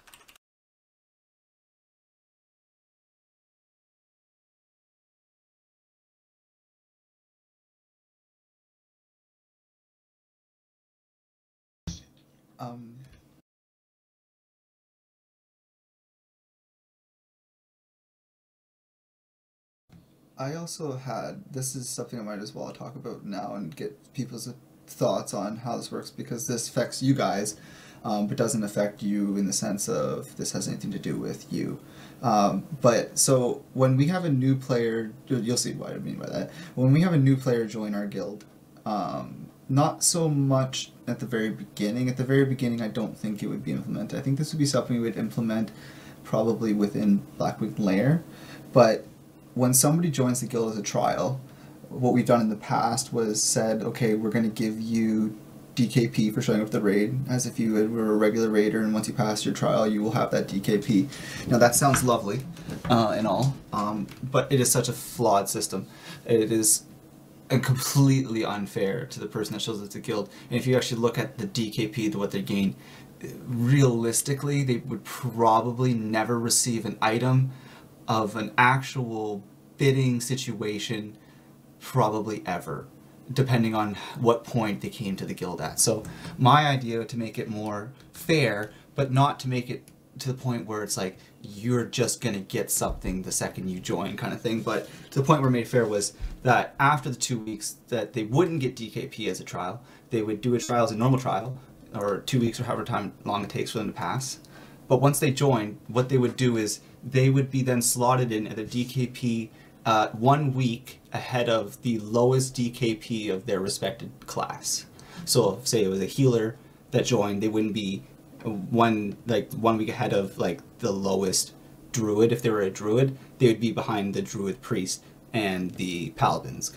But they would be able to basically get an item probably before that person that most likely is at the bottom of DKP, because he has won something at that point in the DKP after Molten Core. I would be very hard pressed to see somebody that had been in the guild that long who was at the bottom of DKP and who had never received an item.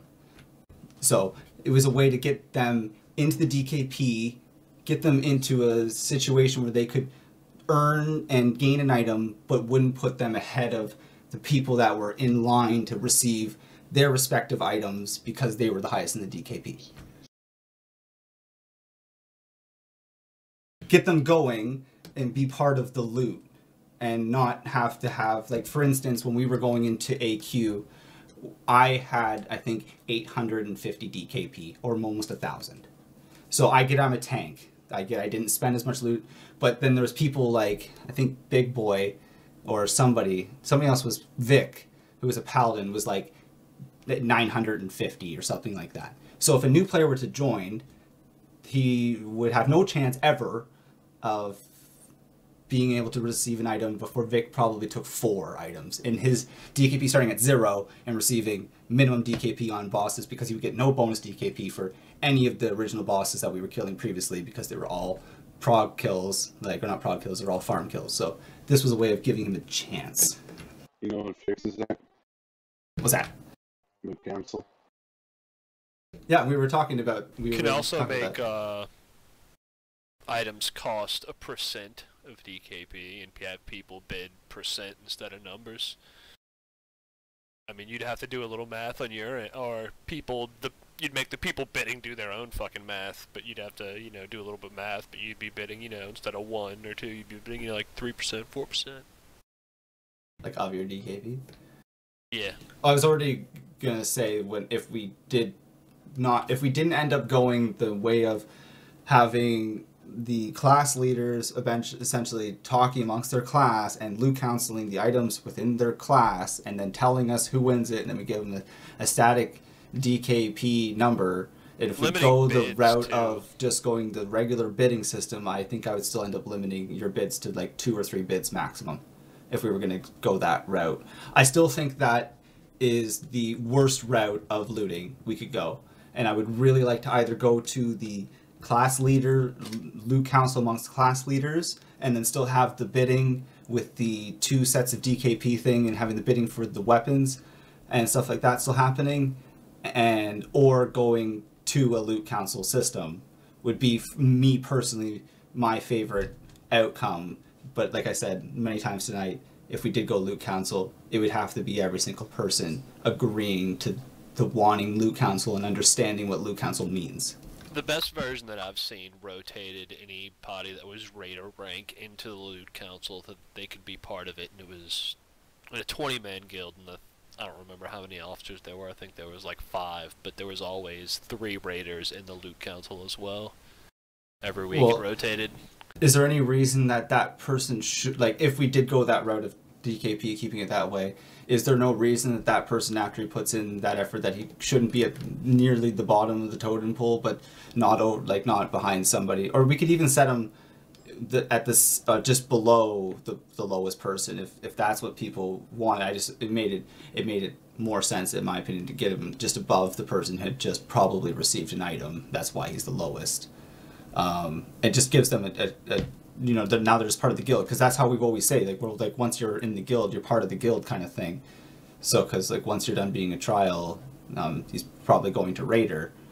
So I like the idea that Val was just talking about, like, if we do loot council, you can make half the council non-officers. No, like, just have those classes vote one person into the loot council. Like, so each class has a voice in the loot council. That's what the class leader is. Oh, class leaders, I'm just saying, like, that's the thought process. We haven't fully discussed class leadership or anything like that yet. So, I was just saying. It would definitely have to be more than just class leaders, too, because then that's not really a council at that point. That's a person. It would be all the officers and then one person from every class that's not an officer, probably. It also, though, the thing is it has to be quick, too. It can't be And then you rotate it. Well, if we want it to be quick, why don't we just get Millar to do it? Loot can take longer now because you have a 2-hour trade window. We don't have to be quick about anything. We can, if we have if we do loot council, especially if we do loot council and we have class leaders, we know what class the piece is going to. There's going to be very few items that we're going to be like, well, it's going to be between 3 different classes, and if that's the case, you can just sit in pro's inventory. At the same time, obviously, you don't want to take, till rag to hand out a Magmadar item. Well, no, but at the same time, you can hand out the piece. You guys can work something out, hand it out, but then you can still change your mind later. Yeah.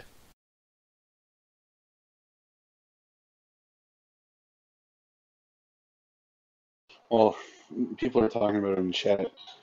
I mean, I know a lot of people hate Loot Council because of the bullshit that can be done with it, but that's a really good way for, you know, a new recruit joins the guild, turns out to be the best player of his class, gets rewarded real fucking quick. Well, if you rotate who's on the Loot Council, the second they hit Raider rank, they'll be able to be on the Loot Council at some point themselves. Especially if you rotate it every week. Yeah. The equivalent of catching up in DKP, I guess?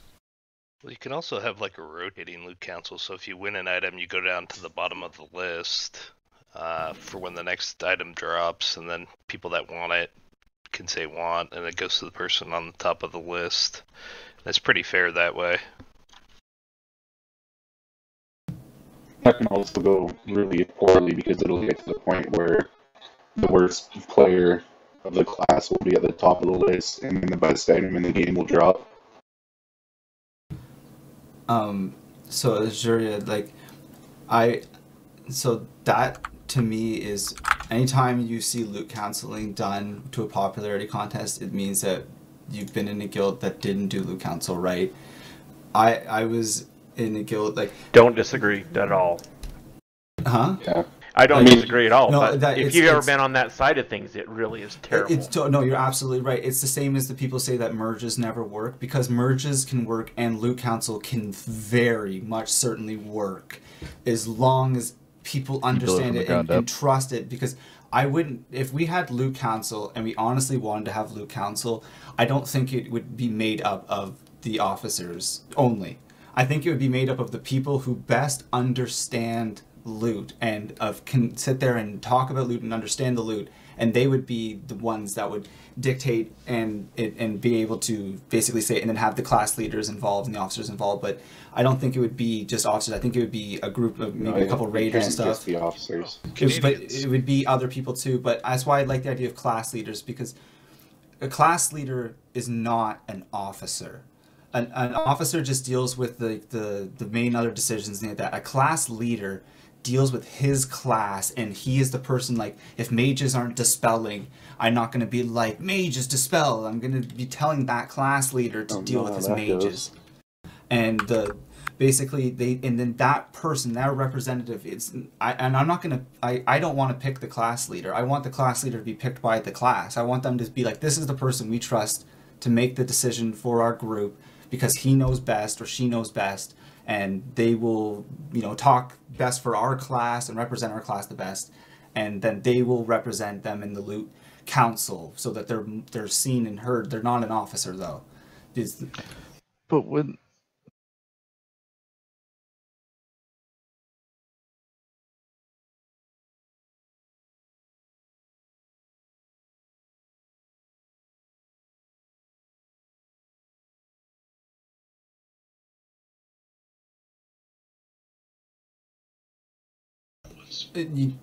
you don't do it blindly. People still have to, like, when you do loot council the right way, it's not just saying, like, with no say. You don't just give them the item. Or you link what you're wearing into officer chat, and then whoever sees it goes. They say they want it, and the person that want it, then you discuss loot. That loot council then would say, amongst these people who say they want it, who is the most, not necessarily deserving, but what's the biggest upgrade? What is the, who hasn't got loot in the longest time? But, like, that can't be a main factor. And that's the thing that people don't understand about loot councils. They always say, okay, you've got a loot, now you go to the bottom of the totem pole. That's not how loot council always should work, and that can't be just the default of loot council. Loot council is about putting the loot in the hands of the best person at the time to receive that item. It's regardless of anything else, because every person that deserves the loot should all be putting in the same effort to get that loot. We can't have that person that's not putting in the effort for loot council to work. You can't have the person that slacks for loot council to work. Every person can't be sitting there going, I don't want that guy to get that loot because he doesn't show up to raid proper, or he dog fucks, or he doesn't help people. That can't be a player in loot council. You need to have, for loot council to work, every person needs to be equally deserving of every piece. And then so when the piece drops, it goes to the person who is most needing or the most benefiting the raid, and then they get the item, and no one cries or complains because they all go, that was the best upgrade for the raid, and they move the fuck on. And that is the only way Loot Council works. Yeah, but if if it works people like that, can't, it's amazing. but that is how Loot Council can work, and I've done it, and I've been a part of it. Work in a 40-man. It can work in any I'm size down man. to spreadsheet that shit out for healers. The only thing it can't That's work what we in wanna do. is in a group of people who do not understand it and think that I get loot because of some sort of thing in their mind that they deserve loot, not because they put the effort in or because it's the biggest upgrade at the moment. Because you look at who is it between two people that have this item or this item, like they get this, but then later on they might get this, but they don't think about this. All they think of is, I see a purple item that I want and I want it now and it's mine. But you can't have that. You need to understand that loot is about the raid and about the guild progressing. Loot is not about your personal want and gain in the raid. Your personal want and gain should be killing a boss and being the best guild or being the best raider in the raid. Not about how many purples you have or how flashy your gear looks. It's about how awesome of a player you are and how productive and how beneficial you are. And if you're not that person, and if you can't be that person, then Loot Council for you does not work and you will hate it. You will be like, well, I showed up to every fucking raid. I came last on every fucking boss, but I showed up and I want it because I have the top DKP. And if that's your mentality, you will hate Loot Council and you will leave because of Loot Council. So if you Pro, clip that, make a note, clip that for if we end up doing Loot Council, and anybody who bitches about it can listen to that clip of Michael. It sounds like please. that's kind of persons we want to have. Because that is exactly. Right, exactly. If we decided as a guild to do Loot Council, that's exactly how it would be done. And you guys know that. Really? Why are you upside down, Randy? Right. Yeah, I mean, I think Loot Council is the best thing for the guild. That would be changed because the officers, keep in mind that we have officers, not all of them, but we have officers that you've been officers over time in course that don't do certain things, and they don't you don't have to be an officer in the guild. And like we have class leaders, we're not gonna have as many officers. But yes, most likely a lot of the people who have been officers are probably going to be the class leader, because a lot of the people that we have kept as officers over time, regardless of how you feel about each person, probably is quite strong in their class or understanding of their class, or have put in their effort for their class. I'd be hard pressed for anyone to tell me a better warrior, or hard pressed for you to show me another person that's put as much effort as I have into tanking, or show me another person that puts as much effort into any of the classes. And there are other people that you can say, yes, that they might get outperformed in things, but there are things that these officers do that put in effort outside of just the raid that other people don't want to do. And if people want to start doing those things, then you can beat it. But an officer, I always wanted people to think that an officer is just a person that talks more, but doesn't necessarily mean you're more than a raider. Like they're not weighted more in Loot Council. They're not weighted more in anything. Your class leader is not weighted more in deciding who gets loot. And if that person starts weighting themselves more, they're not going to be in Loot Council. Like that's not how Loot Council can ever work. And that's the second it fails, is having a person that's in charge of loot that does things to gain for themselves. Like you can't have that. Theoretical. Let's say we're doing Oni and our first fish gag drops. How would you ever Loot Council between 13 melee DPS? Top performance.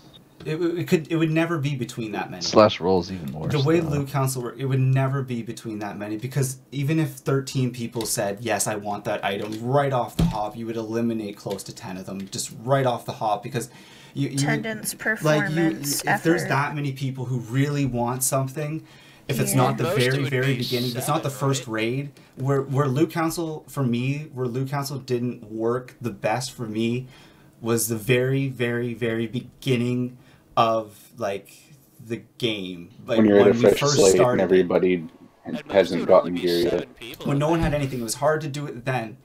But if everyone's still in agreement of upgrades, it's easy to do just like rolls, because Loot Council, there's no DKP in Loot Council. There's the only thing that's tracked is who gets the items, which can still be done through rolls. And if people, again, it's about the mentality. It's about not being selfish. It's about not just coming to raid for loot. Question I had then. Because we can just roll at the start. I'm an average player, but my gear is lacking, and you are a great player, and you have good gear as well. Like, how do you differentiate between, hey, if you see, it's a major upgrade for me, but it's still a good upgrade for you, but you're a much better player than me. Like, how do you? If you saw that average player in UBRS every single fucking day for hours trying to get his dollar ends, and you knew that he was putting in that effort, and he was consuming the same as that good player every raid, it would be a way bigger upgrade for that player, and I'd probably give it to them. Well, the thing is, if we're recruiting like we say we are, people are going to be in that 80%, and at a certain point, once we get recruitment underway, we're not going to have that average player that's so far beneath the top performer. Exactly, that's the point. Exactly that. Hope, yeah. And that way, then it really comes down to the biggest upgrade at the time. Then you can literally just look at, like, okay, it's between these 5 players. Okay, what does these guys got? We know they're all putting in the effort. If all 5 of them have the piece, and all 5 of them have the effort, don't forget, Loot Council doesn't mean that we just say, okay, now it's a popularity contest. There's no tiebreaker. There is a slash roll in the system, and trust me, this is the thing about, like, when you're doing Loot Council and having a guild that are all doing what they're supposed to be doing, people don't get upset in a slash roll, because no one gets upset when everyone was deserving of that piece, and then it comes down to just luck at that chance who gets it. They don't get upset. They might get upset like, fuck, I didn't win the roll. But they're not going to be like, fuck that guy who got it because he didn't deserve it. No, you all deserved it equally. You couldn't decide it, so you slash roll. I did slash roll in my Mythic guild. We had slash rolls all the time, and that's how we just decided a tiebreaker.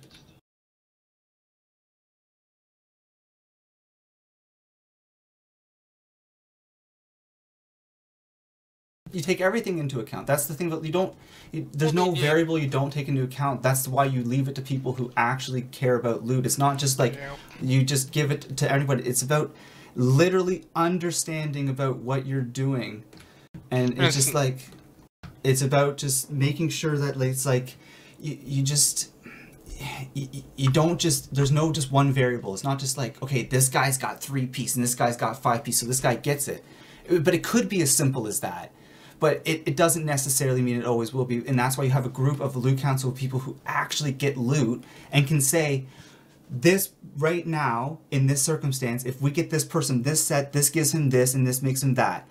If we give it to this person, it does this and does that. Which one equals more? This one does. Okay, it goes to him. It's just about actually understanding loot and understanding what it means to to give it to the most deserving person, and also giving it to the biggest upgrade, and knowing when it is to give it to those times, knowing when to give it to the person that's like, because there's going to be a time like a sick item is going to drop and it's the best in slot, and your best DPS may be like, okay, you should give like the GSO smash and DPS meter or something like that, and a CTS drops, and so you would say, okay, it goes to GSO because he's the top. Well, not necessarily, but maybe so. But you would look at it and understand at the time, at the very moment, what one is the best moment to go. Are we in the middle of progression? Do we need to have that other player pushing DPS? Is GSO already high enough up, and there's a player who's putting in the same effort, who's excellent, but he's got, he hasn't got quite as lucky. Maybe GSO got a Maladath or something like that, and he's going for CTS. I don't, any variable.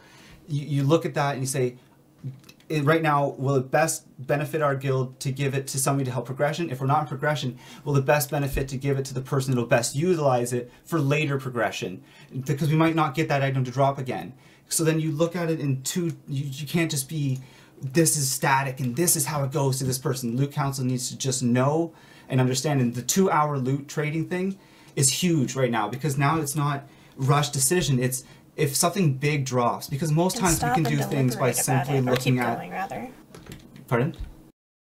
You can keep going while you're deliberating. Yeah, like we don't have to say, whatever, but most items will be handled simply by just looking at the priority list, and then, it'd be straightforward. It'll be like, people aren't just going to be douchebags about it and be like, I want this item for the sake of wanting it. They'll literally be like, okay, well, shit, like, I know, like, you know, Terry has this, and I have this, so there's no point in me saying I want it. He should get it, so Terry should say I want it. So in my head, Michael, I've already got like this like spreadsheet thought out in my head, right?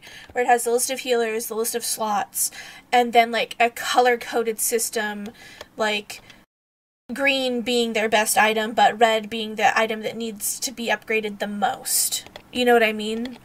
And having that to just simply glance at with whatever drops, being like, oh, well, these two have the shittiest offhands. If everybody is on that equal playing field, it should go to one of them. And sorry, this is not a emotional drop. This is when I get into something that I've always it's something it's passion, and it's something that I'm excited we're talking about and taking seriously and putting it on the table of how I really want us to be, because we could be an amazing guild if because not only loot council, but the mentality that comes with the guild that does loot council, the guild that understands putting other people ahead of themselves, is the best guild on any server. If you look at any guild, you look at Nope, you look at you look at the Dream State, you look at any top guild, not one of those players would ever, not later down the road, but during progression, would ever do something that was selfish in the sense that would only benefit them and not the guild. They do everything to make the guild the best because it's so much fun.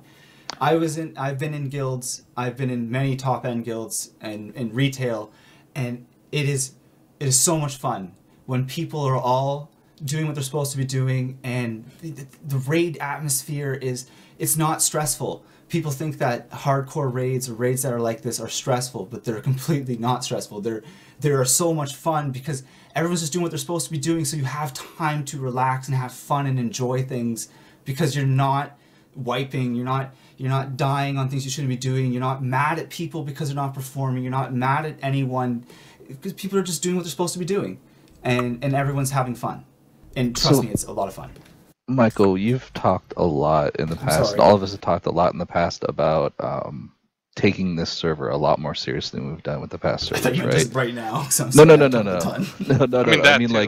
I mean, like in general, like we've talked a lot about doing that and like being one of the top guilds on like whatever server we get on, right? And that's going to be a loot council guild because they're putting the loot towards the person that's going to benefit the guild the most to put the guild in the best position to progress the fastest, right? So we all agree on that, right? We need to talk about the priorities. Just let me finish, hold on. And so with that in mind, like we've literally, like 20 to 30 people in this guild have literally been together for like years, the same core group, like 20 to 30 people.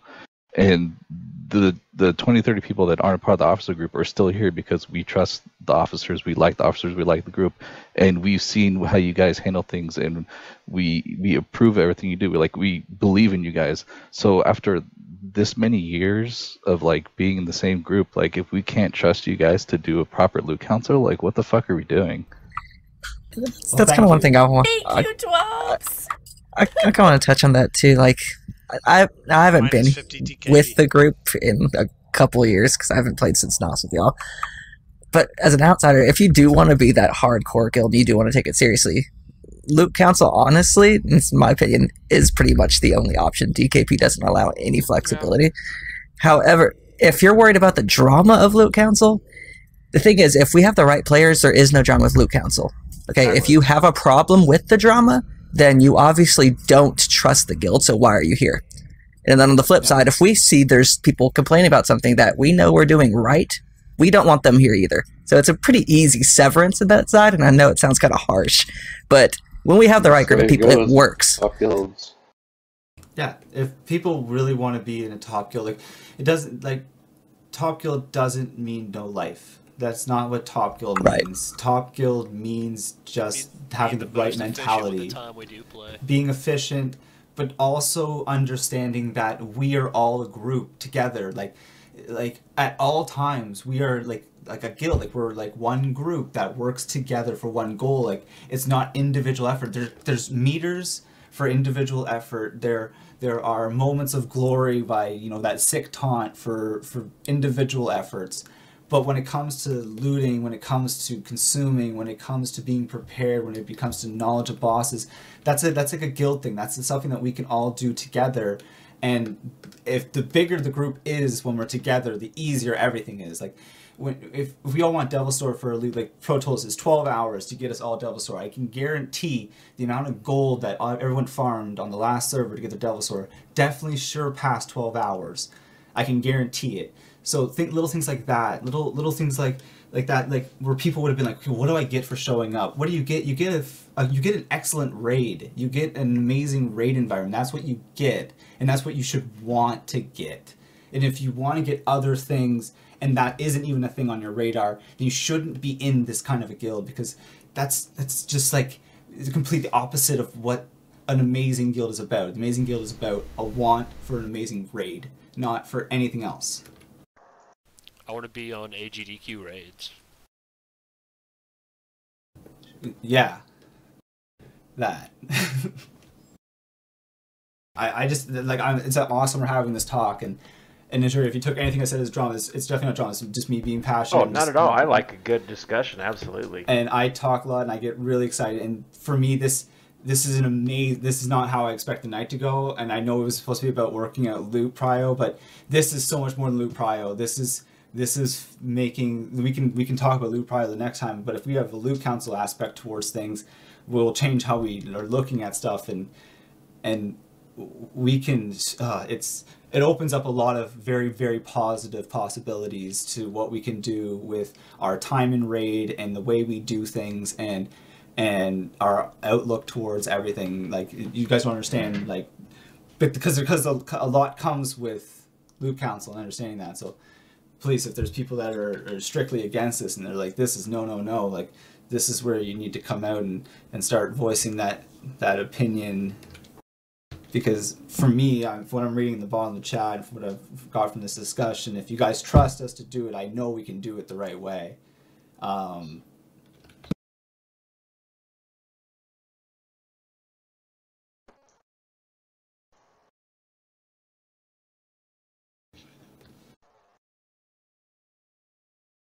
Are you at the bottom 20% because you, like, but there's a difference. Like, that's where it's not bottom 20%.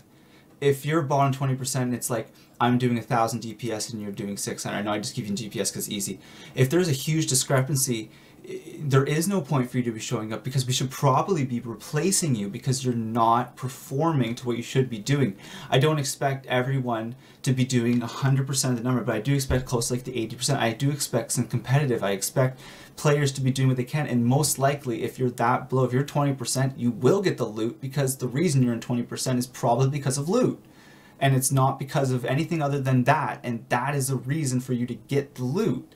So not to say do bad to get yourself loot, because that's not gonna, because if we look at it and be like, okay, you have great loot, you should, you come consumed, you should be doing the numbers that this person is doing or close to, and you're not, so then we're not going to give you loot. We're then going to question, what are you not doing right?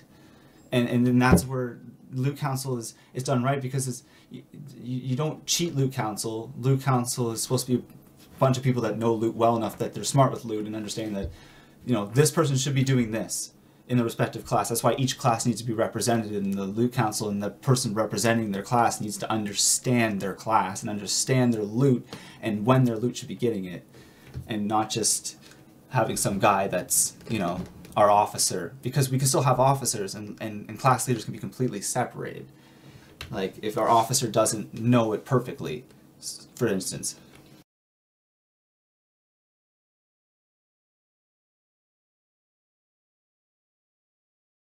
They do have a value.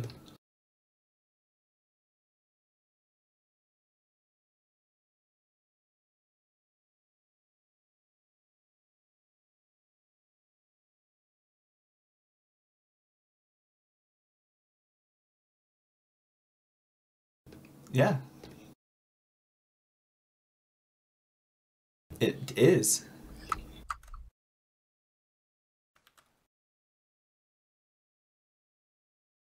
No, that's exactly it. Well, it's a popularity contest, and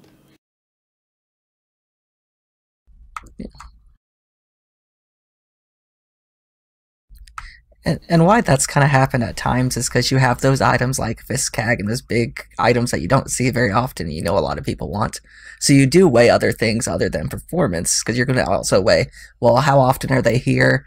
Are they, committed to the guild? Because we don't want to, give this person some of the top gear and then have them ditch. So you're going to weigh other things, and so people a lot of the time will think it's more cliquish or if it's drama, because it usually is that person that's always around and part of that core group. Well, there's always going to be conspiracy, but if you don't, that's why it's also, you can have a not rotating, I guess, loot council, but you can have people's decisions not be part of the variable. Like, for instance, if there's a piece that a loot person in the loot council wants to be part of, then they're not part of the loot council. They don't have a vote. They don't have a say. It'd be like, hey, I want Rejuve Gem. I'm stepping out of loot council. And then the other people will then debate and say amongst the people, including that person of loot council, whether who should get it, and that person does not have a say as to why they should be able to persuade it. And like, we can record the loot council thing. Most likely it'll be on a separate binding, so it's not disrupting the rest of the raid. Just like we have an officer binding that we talk to each other, the officers, so that we don't have to explain everything out loud during raid bosses or during things when we want to talk. So, like, we probably have something like that set up, or we could do it like the way I did it in my guild, and if we're able to make the add-on, there's one that exists right now, but if we're able to make the add-on, pretty much everything is visible, and everything that is discussed is visible if you so chose to have it set up that way. Like, we don't have to go that way. The thing about Loot Council is trust, and I know for myself, I will make sure that it's done in the most trustworthy way, and if it's not, it'll be fixed. And that's all I can give you, is I have no intent on allowing something like that to ever be an issue, because I'm so deeply passionate about this guild succeeding and being the best, and I'm not going to allow loot to be an issue. Being fair. Human resources.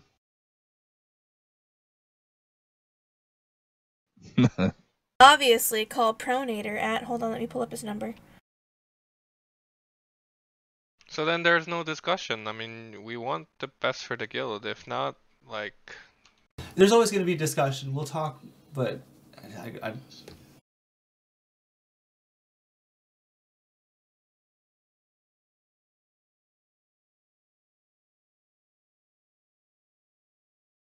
That's... It hasn't been serious, though.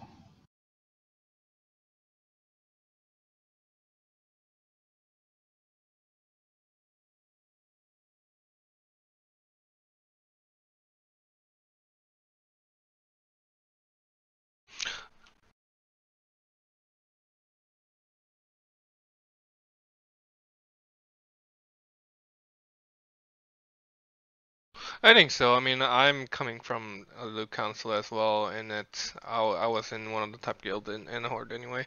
But I mean, it addresses a lot of problems, right? Like, and first of all, like, I think our officers or whoever would be in the loot council is knowledgeable enough. And second of all, like, if you want to look at the example, like for tanks, right? Like, even if it's like 3-4 people, like, that's what loot council is, right? Like, was. Well, I mean, that's how we did it, right? Game. I'm just saying that's a small ecosystem, but that's just how well it works out. Yeah, it works easy with 4 of us.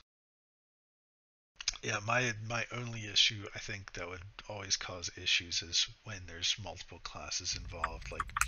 Like let's say an attack power ring drops that has crit on it or something. Great for rogues, great for warriors, great for hunters, great for, if you had someone else that used attack power. And trying to figure out, like, who out of the 10 people or 7 people, like, everyone's competing, everyone's pretty close, everyone's gotten pretty good amount of gear. Like, I guess I don't want to give the impression like, hey, I think this person is better than you 6, sorry. because that causes drama in and of itself. Right, but it's not an incentive program, right?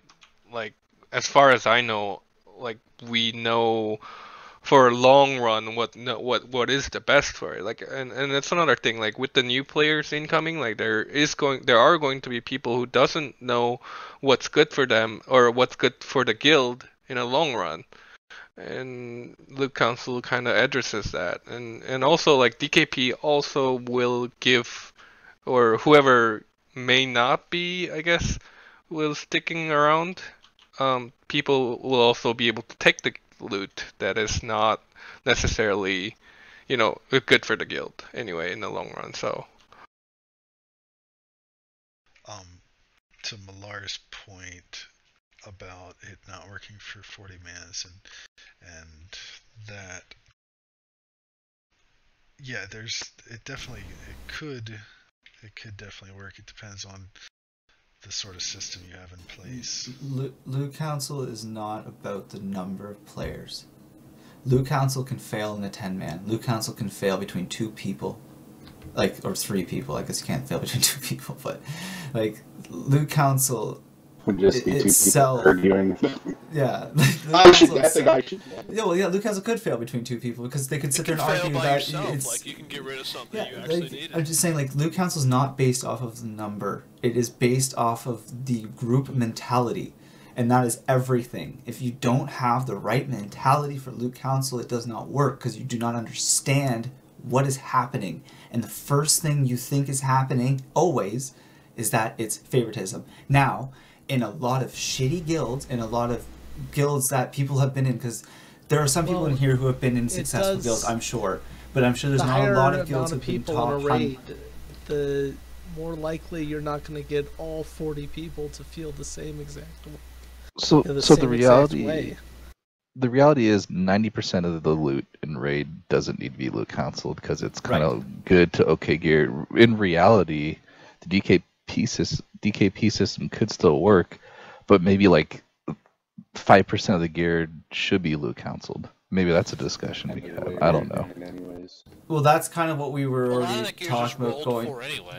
But the main thing is if you start doing Loot Council, because then you still get into the problem of people then passing on loot that they should take when it's just little minor upgrades, when you can easily just have your loot done, the stuff that doesn't need to be Loot Council can be easily done by the class leader, because you will be basically, all those pieces are done by the sheet, so you know it's going to a certain class, they're the only ones going for it, or else it'll be done by Loot Council, by the group of the council. If not, if it's just a class, then the person can say amongst my class, because the Loot Council person representative will be a person from the class who knows the best for their class, and will simply be able to say, when this piece drops, the pieces that we just know, okay, here, this guy will get it, because they'll look at the list of people and be like, okay, they haven't got it for this amount of time, they deserve it.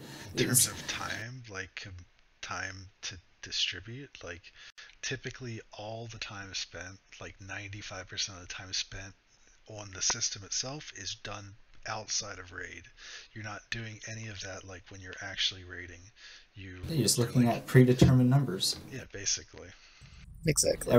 Everything. That's why when we're doing this, most guilds who do Loot Council are 1, inexperienced, and 2, they don't put in true effort to make their Loot Council any better than what's just happening in the raid at the moment, and they have a group of people on the fly who just oh, well, I remember that this guy, this guy didn't get this last time, and he's really good, and this guy always puts effort in, this guy brings a Hellstone every raid, or some shit like that. You guys have all seen this fucking spreadsheets that Pronator does. Yeah, everyone, we literally just had a fucking slideshow, for a meeting, for a classic server.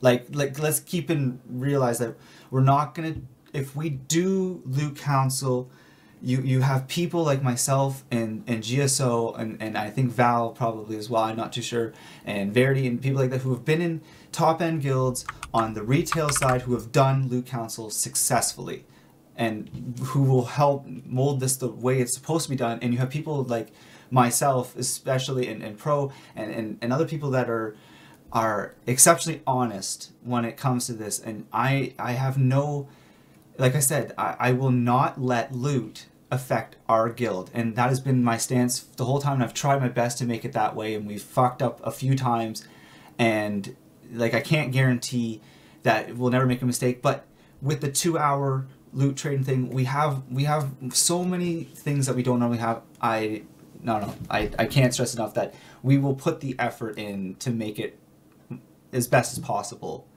and the people that have issues against it, like, I want to hear them, and I want to try and explain it. I want to tell you why you're wrong. I want to hear your issues. I want to explain to you things that you might not have never heard, because I guarantee the majority of people here have never been in a proper loot council and have only had bad experiences, because most people are cheating, deceiving people, and are out for themselves.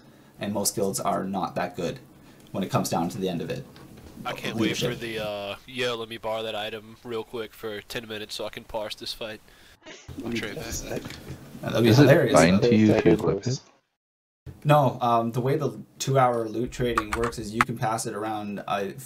If it works the way it works in retail, for 2 hours, anybody in the raid, you can literally toss that thing around all night long. Yeah, but you won't be able to equip it. You can equip it. It binds if you enchant it. It binds if you enchant it, or you reforge it. Or something, you can put it on and trade it at any point. Let me check. Let me try out that CTS real quick. I think anything that binds it when it's in that trade window will let you know that it's going to bind it. From my experience with the way this has worked, because I've used it before, you could literally trade it at any point, unless you enchant it, reforge it, or transmog it. Yeah, like I said, but those give you warnings that it's going It'll to bind give you a it warning. to Yeah, you. they'll say so this I think is gonna, anything that will bind it to you will warn you. Yeah, you most certainly can put that piece on, though, and then trade it. And if it works the way it really works, and we really want to have time for an item, and it's a big fucking deal, like a serious deal, you can just log out and it stops the timer. So you can log out with a piece indefinitely, come back in, and that timer will still be at the time, and every person that was in the raid will know. Big boy, I'm talking about in retail, reforging gear, how it currently works. Fuck off, man! But yeah.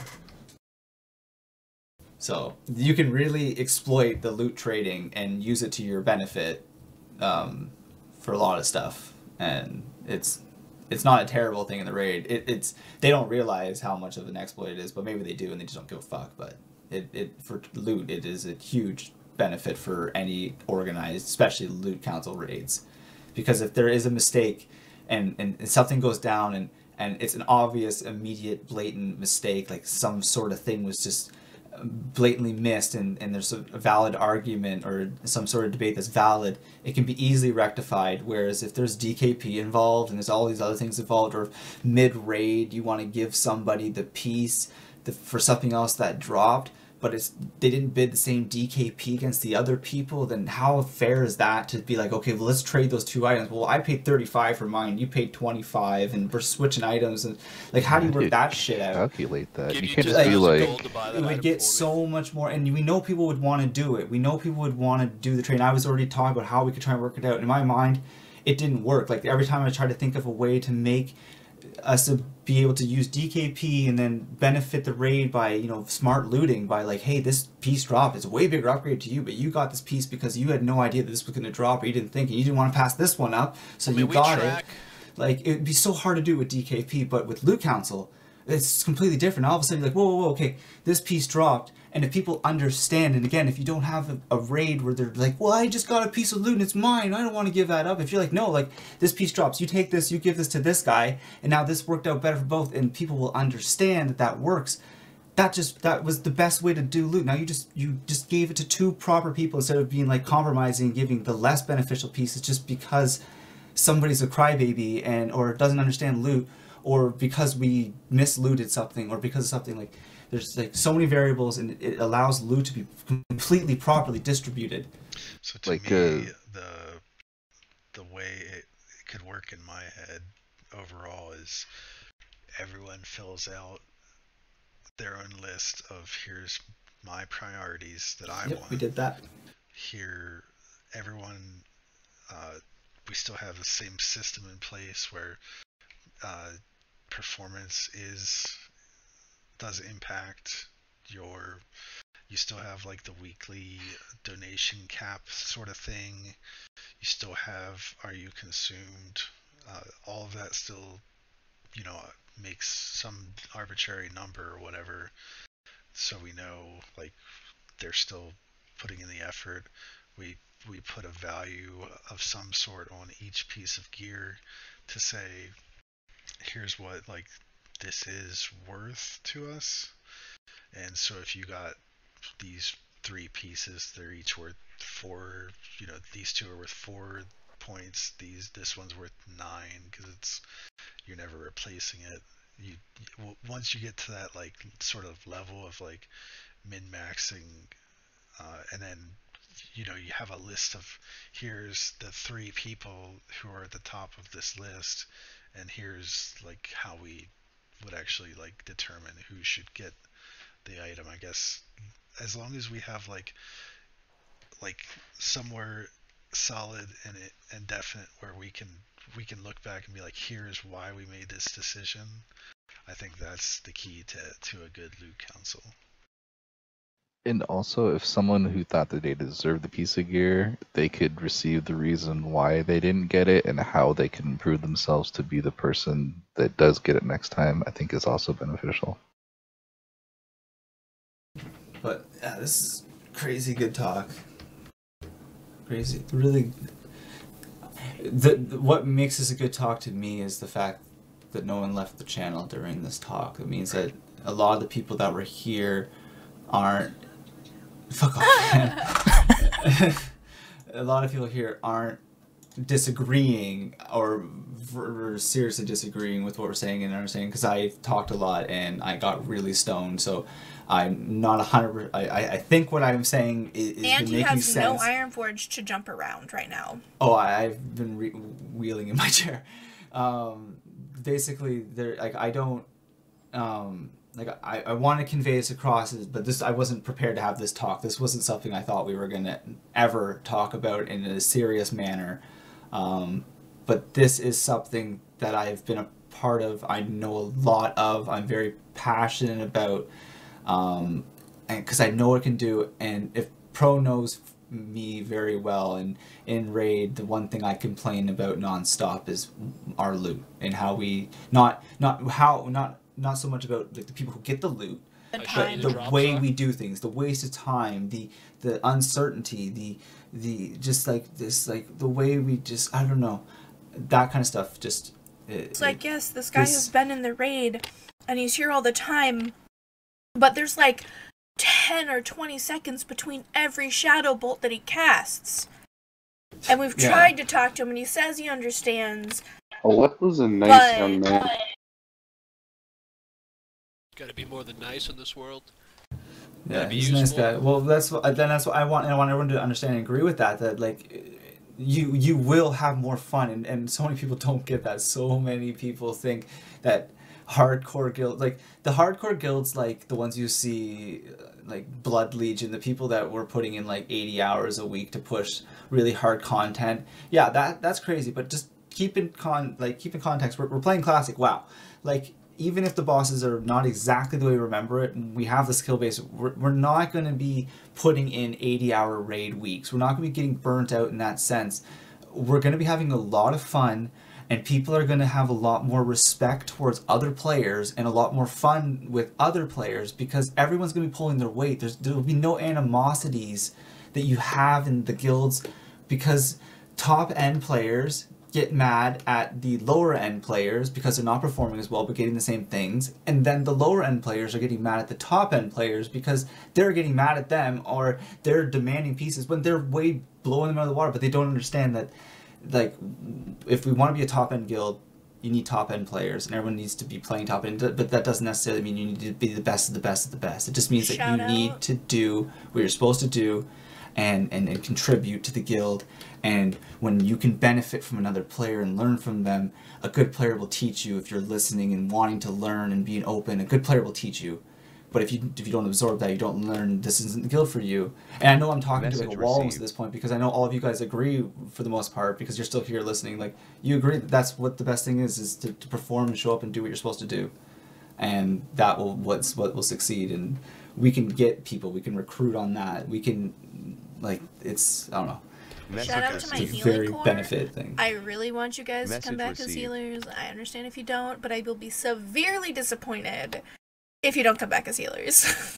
I think for me the biggest benefit of Loot Council is that you actually are able to filter people out. Like, so say you have a drama, right? Okay, yeah, you have a drama because we're people, but either you're complaining because one, you have no idea what you're talking about and you just want pixel, or two, you just like you're a crybaby. In which case we don't want either of those cases. So I don't really. Is an actual issue. What? What's an issue? Or like, you could be bringing up a valid point. I'm saying as well. I'll complain about everything. Like, because there's always going to be some weird scenarios that we Message overlook. received. In which case, I think you guys are smart enough to recognize that if it's brought up. Well, that's Right. like we've never had this fail safe of this loot trading thingy. Like really, we have the ability right now that if there's something that is blatantly something we didn't think of, a variable we didn't think of, and we notice it, that's fixable in the moment.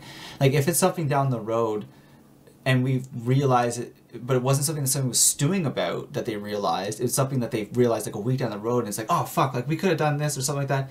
It's a lot less of a blow. It's not of a negative blow. But if you found out someone did it did it in spitefully or something, then it's different. But if it was an honest mistake, you could even have like we're not sure how to rectify this. You could put it to an entire guild vote and like let the masses decide on certain things as well. Sure. Like things like a Thunder Fury or Test, sure. Popularity contest.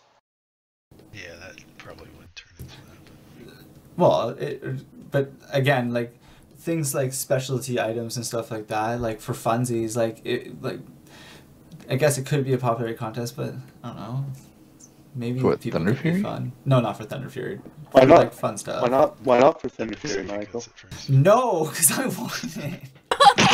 I am going to derail DKP No, the best way to findings. get a Thunder Fury is host your own pugs. That's probably what I'm gonna do. Be like, what about Hand of Ray? I did want to talk Message actually. While we're Probation already in a pretty fun debating mode, and we have a lot of the Don't melee worry, and Hand of stuff. Egg is gonna go to a pally. I just wanted to talk about Thunder Fury for a second, and I really want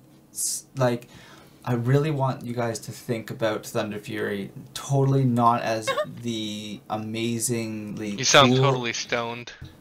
I'm not. I'm actually pretty much sober at this point now, but I want people not to think of it as the cool vanity Message item, received. and that GSO's Thunder dog Fury. shit laptop in your No, channel I on need you Yeva's Hearts here. and message received. He's gonna be back in a second. His laptop internet died.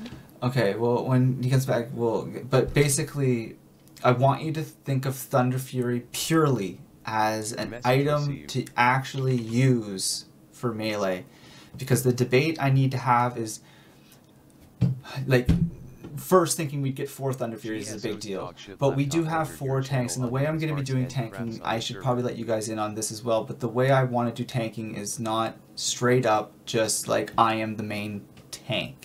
I want tanking to be fun for the other tanks, and I've already talked about things about after progression. So during progression, I'll be the main tank. Pro will be the main off tank. If it's just MC, Banny, or Viral, they can roll off, will be my other tank. We don't need 4 tanks for just Molten Core. And one of those tanks will then be DPS spec'd, DPS geared, enchanted, and running DPS consumables with no prio for any loot. That was my idea, and the tanks have already agreed on that being fine. So far, I don't have Viral here. I was really hoping he was going to be here. But either way, or Nightfalling, or doing whatever. Yeah. But basically, I have it set up. But then after progression, I am not always going to main tank. What I'm going to do is the first week after progression is done, and by progression done, I mean every boss we can kill without an issue. There's no progression. After progression is done, the first week Pro is going to be the main tank, and he's going to be the main tank on every boss, and he has the option to be the raid leader. The following week, Banny is going to be the main tank on all the bosses, and he is going to be able to do it. And then Viral the next week, or those guys are going to roll off or whatever to figure out who's going to be 3rd and 4th. But basically, I want it to be that each of the tanks are having a serious role and not feeling complacent or feeling like they're just a fourth tank or just a third tank. It doesn't matter. I want all of the tanks to be considered a main tank and to take a serious role in their respect. Because when we get into Nax, when we have moments when I need 4 tanks doing 4 main tank jobs and doing 4 serious jobs, I need them to be... I want them to have experienced that to a full degree, and I want them just to be... I want them to enjoy the game as well. But the main thing what I want to get at is, with that being said, I want you guys to understand that these are 4 tanks that at any point could be your main tank. It means that just me getting a Thunder Fury may not be enough because I may not be your main tank.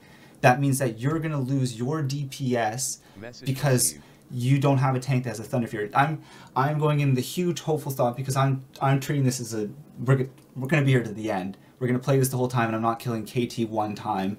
We don't know what's going to happen after. We don't know whatever, but this is something I've been waiting for a long time now, and something I want to experience. So I will be doing this for a long time. So I don't think 1 or 2 Thunder Furies is something that's out of the hand.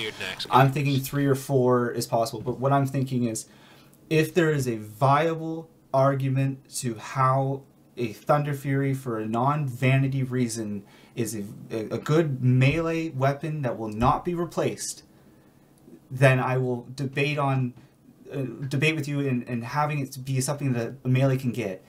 But if not, I personally think that they should all go to the 4 tanks if we can get that to work.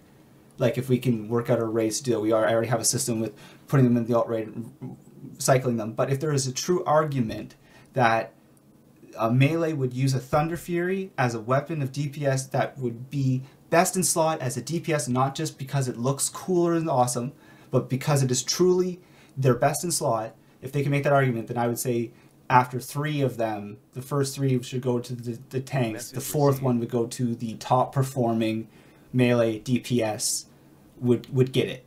The overall over a period of, and it would have to be someone that has been here for not since the very beginning, but at least a huge portion of time, top DPS kind of thing. But if there's no valid argument that a melee should have it because of a DPS reason, I would argue that it should go to the 4 tanks. I'll tell you right now. Yeah, go for it. Because I did DPS with one in vanilla. Okay, and that's perfect. That's the best example. Capped all the time.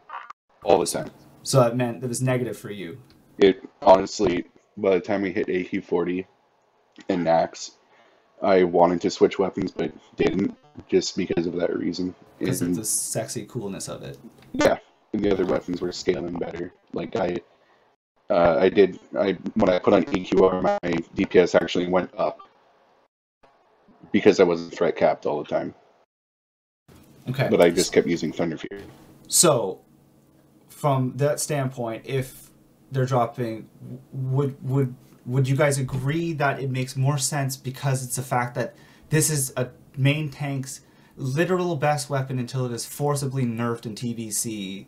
I would be say still tanks the best until all our tanks have it, and then it's a PvP item that's useful in certain situations. I would still argue the best. I would grant it to the best melee DPS because that is for me at that point. It's like that's a status thing, and to have 5 Thunder Furies at that point, honestly, not gonna happen. Like it's probably not gonna get 4. I just because we always had this talk every server like what happens after Pro gets it or who gets it or whatever, and I really wanted it to be definitive, but I also didn't know. I truthfully didn't know if a Thunder Fury, because it would be your offhand because it's too fast to be in your main hand, and from my understanding of how procs work in your offhand, it would proc less. It's worthless in your offhand. So you're not going to gain that awesome proc. So it's basically just a stick with a fast speed and a damage on it. There's a small agi stat, and there's a small stats, but I think, and I just wanted people to be on board with that. Message received.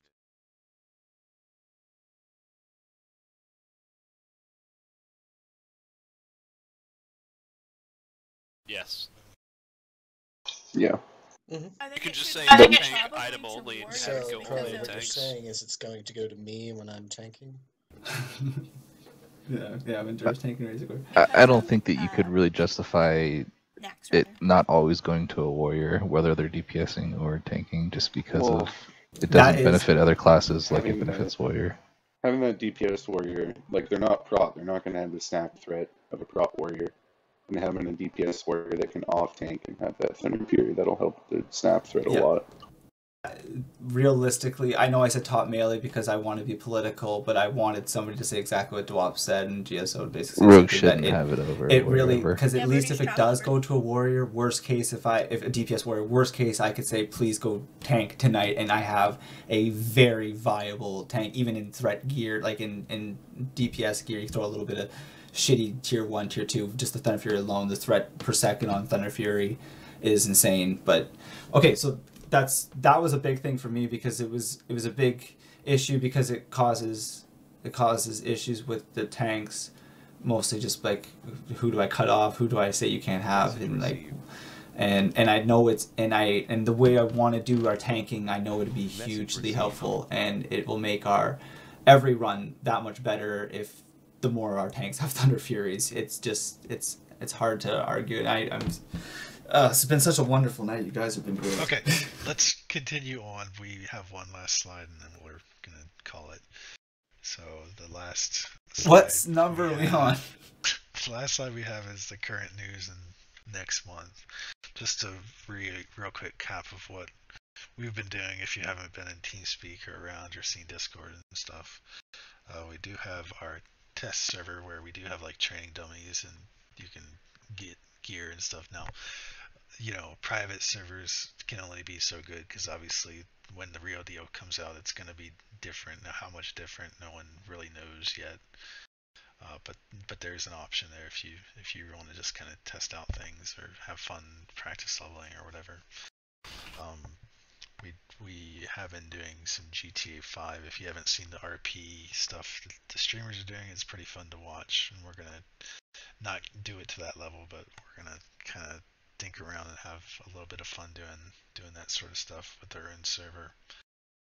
Atlas does start PTR tonight.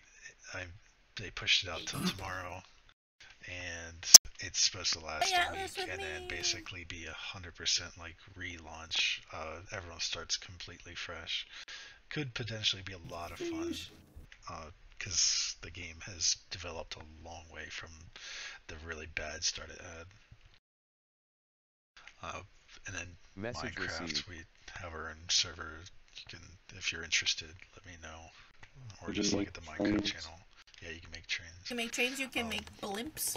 I think next month it's pretty obvious we probably need to talk about, like, take the next month and think about the Loot Council versus DKP thing, and come back with questions or suggestions.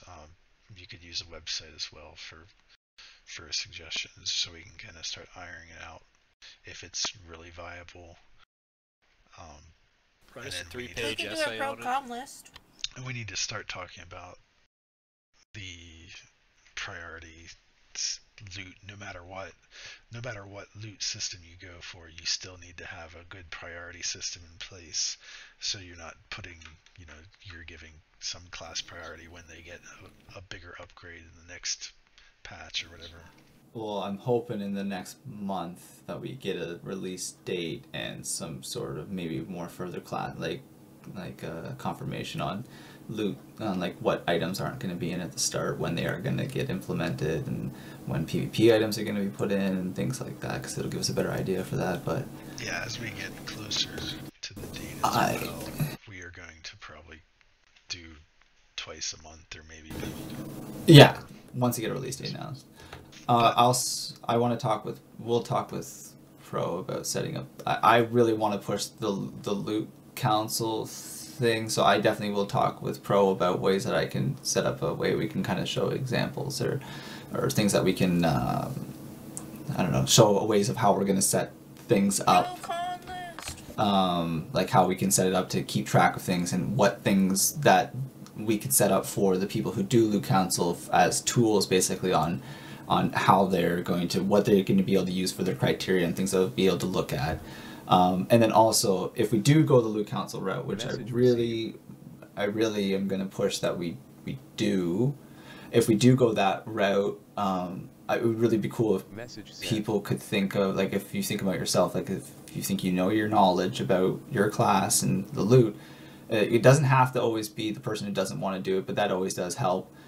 There may be some people that we might just say that we really want you to be part of Loot Council, that we want you to do it. But if there's somebody that thinks that, hey, like, I'm going to be playing this class for sure, I really do know my stuff, I want to throw my name in the hat, doesn't mean that we're going to say, okay, you're the guy or the girl. But it just means that we know that you're interested and we can weigh that in. We may even be like, yeah, that's the guy we want.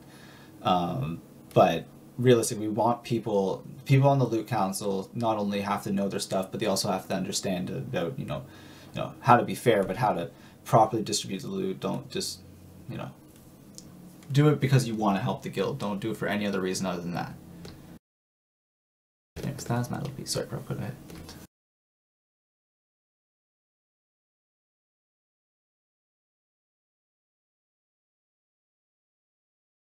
GTA 5 modded RMP.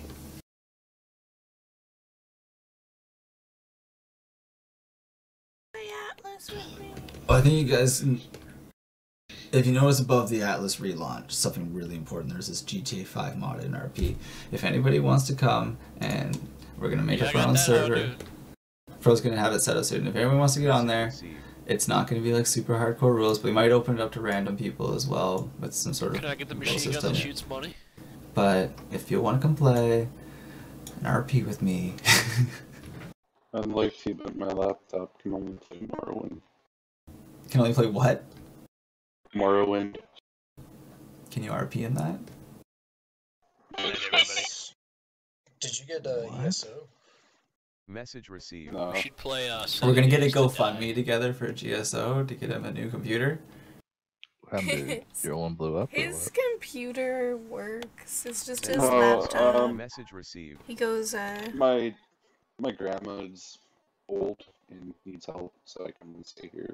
Oh, that's just what you have there on your... Okay, we're gonna get a GoFundMe to get you a better laptop with like an internet booster or something on it. Does that exist? Well, better than Intel HD graphics would be nice. Great meeting though. Just go sell yourself on Granville Street. I'm sorry that I do what I normally do and talk way, way, way too much, and... It wouldn't be a guild meeting if you didn't do that, Michael. You start really fast sometimes when you get excited. I'm glad we got it recorded. At one point I was just picturing Adolf up on his stand swinging his arms around. I'm sorry, my mind gets very... I don't know. It's okay. Pro has it recorded, so we can put it at like halftime for everybody who needs to listen to it.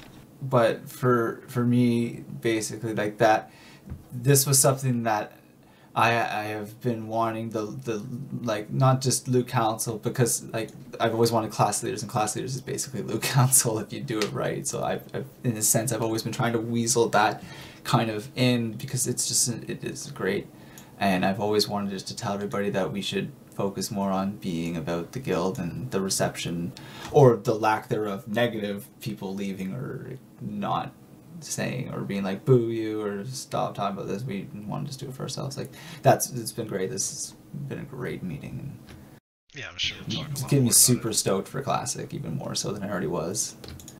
Mega jazzed up about it.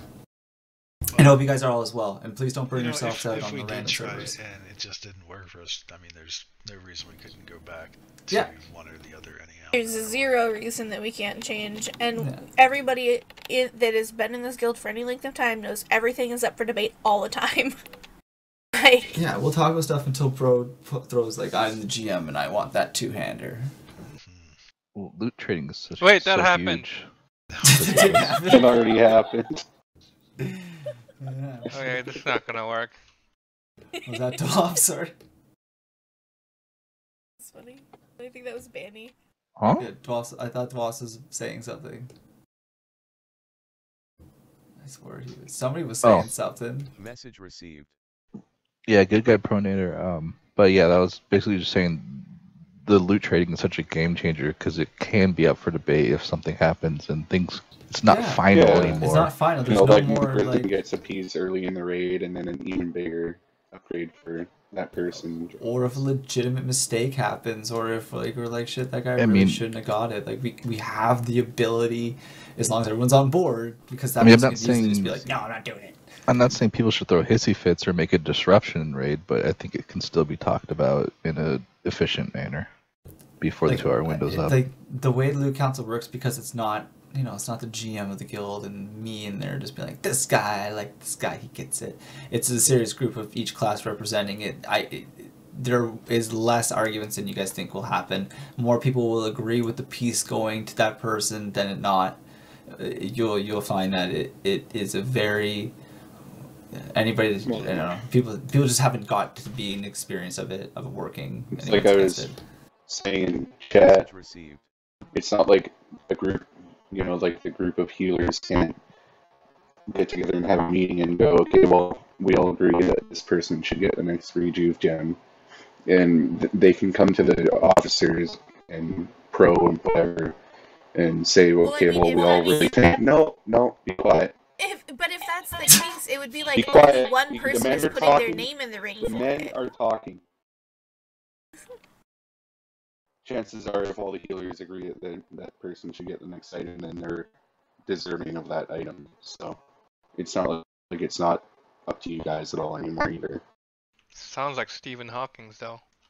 Yeah, and that's the beauty about the class leader, is because the class leader, like if people played old school vanilla, then they'll know what class leaders are more so than people who didn't, because class leaders were very prominent in old school vanilla, but not always used properly. A lot of times it was just like this guy's my friend, he's the a class girlfriend of leader. the guild, and she was the class like.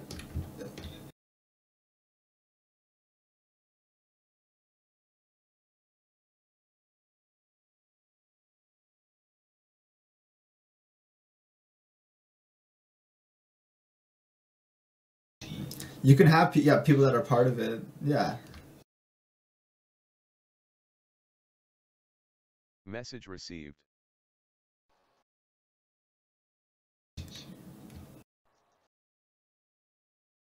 Not that I'm gonna be part of those discussions, because I don't know if I want to be part of Loot Council or not. Message received. But, like, I know several of us are going to be streaming.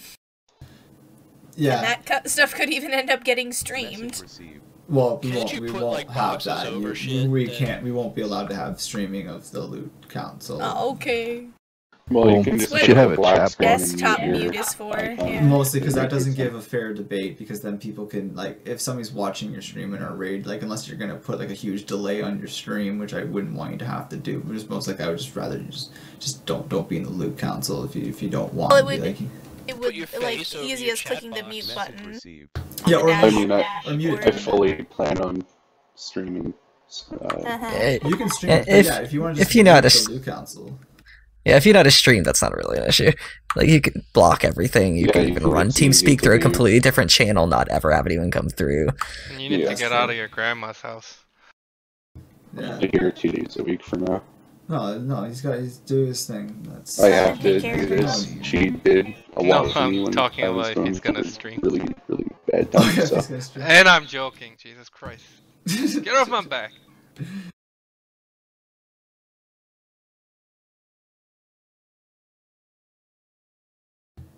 Okay, thanks for putting up you with guys us. can leave if you don't want to. Yeah. Kicks everyone. May 1st. Message received. Yeah, so dropped connection again. Message received. Well, it might be pretty late for. I get it. No, I understand. There's some people that feel that they might still need to stay here. I get it. You don't have to stay here. We're just chatting now, but we're still chatting about important stuff, in my opinion. But